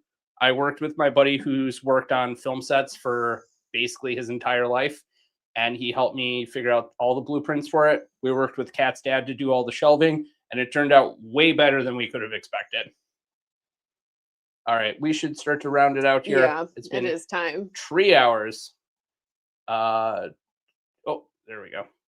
People spending crazy money is on Dusty Turkey. Yep, we've thought about it a few times, but not into it. Especially the cheesy gold foil. I'm like, I want it, but I can't pay that price. It actually was there on the last live stream. We've had it since right around Christmas. Yeah. It is something that we have searched for a long time, and now that we have it, we're like, well, what's next? What do we do now? So well, now we have the new Weller bottles to replace it with. Those are going to be harder to find because everyone knows the corks taste better. What's the laser code on it? Is it batch A or batch B? One of these days, I'm going to do a tinfoil hat episode. I think that would be great. You guys are incredible. You always know we appreciate all the work you do and the time you put into this project. Cheers to... Thank you, CJ. That's going to make me cry. Community is a reflection of who we are, genuine humans who are empathetic and share their knowledge and experience. Appreciate you all. You guys are so good. Thank you, Chad. Especially when I'm bourbon hunting. All right, I'm gonna get to the just subscribed. Thank you so much. Spork Life. Love it. I think that just broke my brain. No, this did. I did not need enough today. Oh man. You definitely should go and get some food. Mm-hmm. Definitely get some food.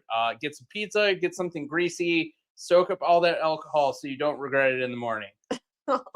And being able to follow. See, we have a lot of store picks and custom like labels and stuff like that don't always work well. So like some of the Binny's picks that we have just scan in as like the regular bottle. It doesn't differentiate. I hate how it doesn't really separate it. So it'll just compile them as like two of the same bottle, and then you have to manually put the notes that say like store pick, blah blah blah. Like, I hate that. It should just give you the ability to just like enter all that information quickly and effectively. And the number of times I've had to manually input the UPC codes, I got about 2 shelves into cataloging our whiskey. I was like, fuck this, I'll just keep doing it off of memory like I've been doing. It works well. Yeah. Great reviews from Guam. Nice. Galena Whiskey Fest. Spork Life, welcome. The rates in Only Dram are so off. I just justify my purchases by the secondary rates. Make me feel like I need to pay to play for the premium. Yeah. Ugh, that's why I just use Bourbonor. Yeah. Bourbonera. I never know how to pronounce that. 23B, I think, was the only Stagg batch that we ever traded. I didn't like it that much. Yeah. But we trade. These are hit or miss for us. Yeah. We tend to just not like B batches in general from most brands. My dad is a truck driver by trade, but I mean, he is a very skilled man. I mean, if you need an engine like completely taken apart and then put back together, he can do it. Your dad's an anomaly. I know. He is so weird. He's a very quiet, like, my family is... I want to call him quiet. Like, soft-spoken. Soft-spoken. My family is originally from Sicily, and he's first generation, and he just is like a true Chicagoan, in and out. And yeah, he's a great man. Just very willing to be like there for his family. Yeah, and helped us with all this. Yeah. Thank you so much, Christy. Aw, thank you. Super sticker. I want to see the sticker. I think my heart grew 3 sizes today. Aww. So I'm going to go have it checked out by my doctor. You're the Grinch now?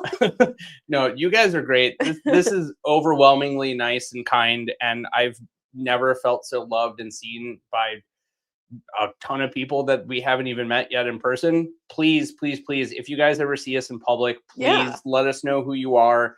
Don't be afraid to say hi. Like, we want to pay back the same level of respect and kindness that you're doing for us. And we will always give you time as long as we have nothing else immediately pressing. We will stop what we're doing and talk to you. I think and just thank you. Yeah. Another thing that we want to do too is just like have more folks on the videos too, because like us talking, we can only do it for so long. So if you say hi and you're willing to be on camera, let us know. Yeah. I always joke at or laugh at CJ's comment where he's like, should I do my hair before?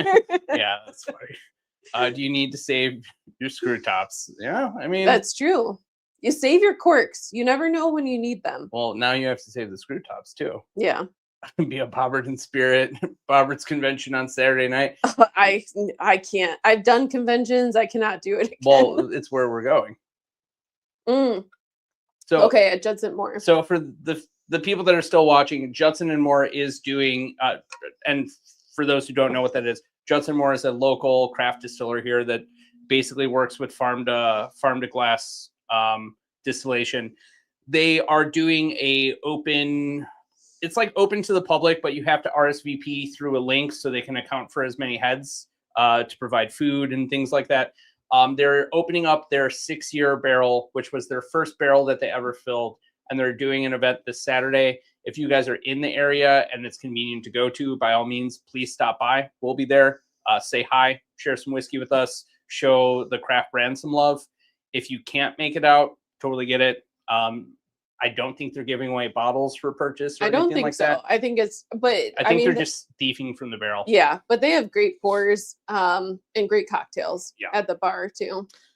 We did have a bottle share around Christmas, but I think we're going to do another one again sometime in the summer. Hey. I'm also a Sicilian. My grandparents' family were also from Sicily. Hey. Okay. Getting to the bottom here real quick.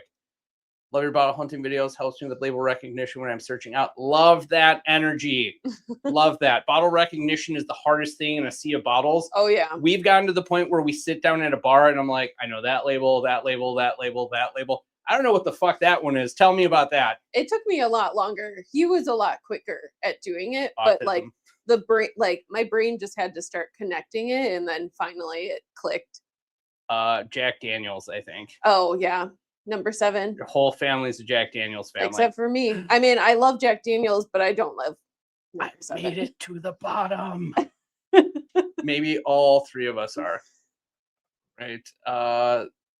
You guys need to stop at Casey's in Mount Pleasant, Iowa. They have extra stuff in the back from always. Say less. Okay. We'll definitely go. Okay. We have made it to the bottom. This has been a 3-hour stream, which is the first time we've done this in a long time. And I'm honestly impressed considering how much high proof whiskey we drank. It is very warm in this room. Yeah. Well, it's also because there's not a lot of ventilation in here and one vent blowing heat directly in front of us. I think this is a great place to stop. I am completely beside myself with all the love and generosity from all of you guys. Thank you, thank you, thank you, thank you, thank you. Thank you so much from the bottom of our heart. I never thought we'd get to this point where we have such a captive audience, great people that just want to watch 2 weirdos sit and drink on the internet. We really love you guys. You guys mean the world to us. We do what we do every week because we love you guys and we want to keep this kind of content coming. And keep it consistent so you guys can always rely on us. Yes. And for those that have been around since like day one, oh my God, you guys are the real G's of the world. You're the salt of the earth. You guys are phenomenal. Thank you so much for all the support and love. We look forward to showing you what we can continue to do in the future. And for now, we are going to call it a night. I am Chris. I'm Kat. We are bonding over bourbon. We love you all. We love you. And we'll catch you next time. Good night.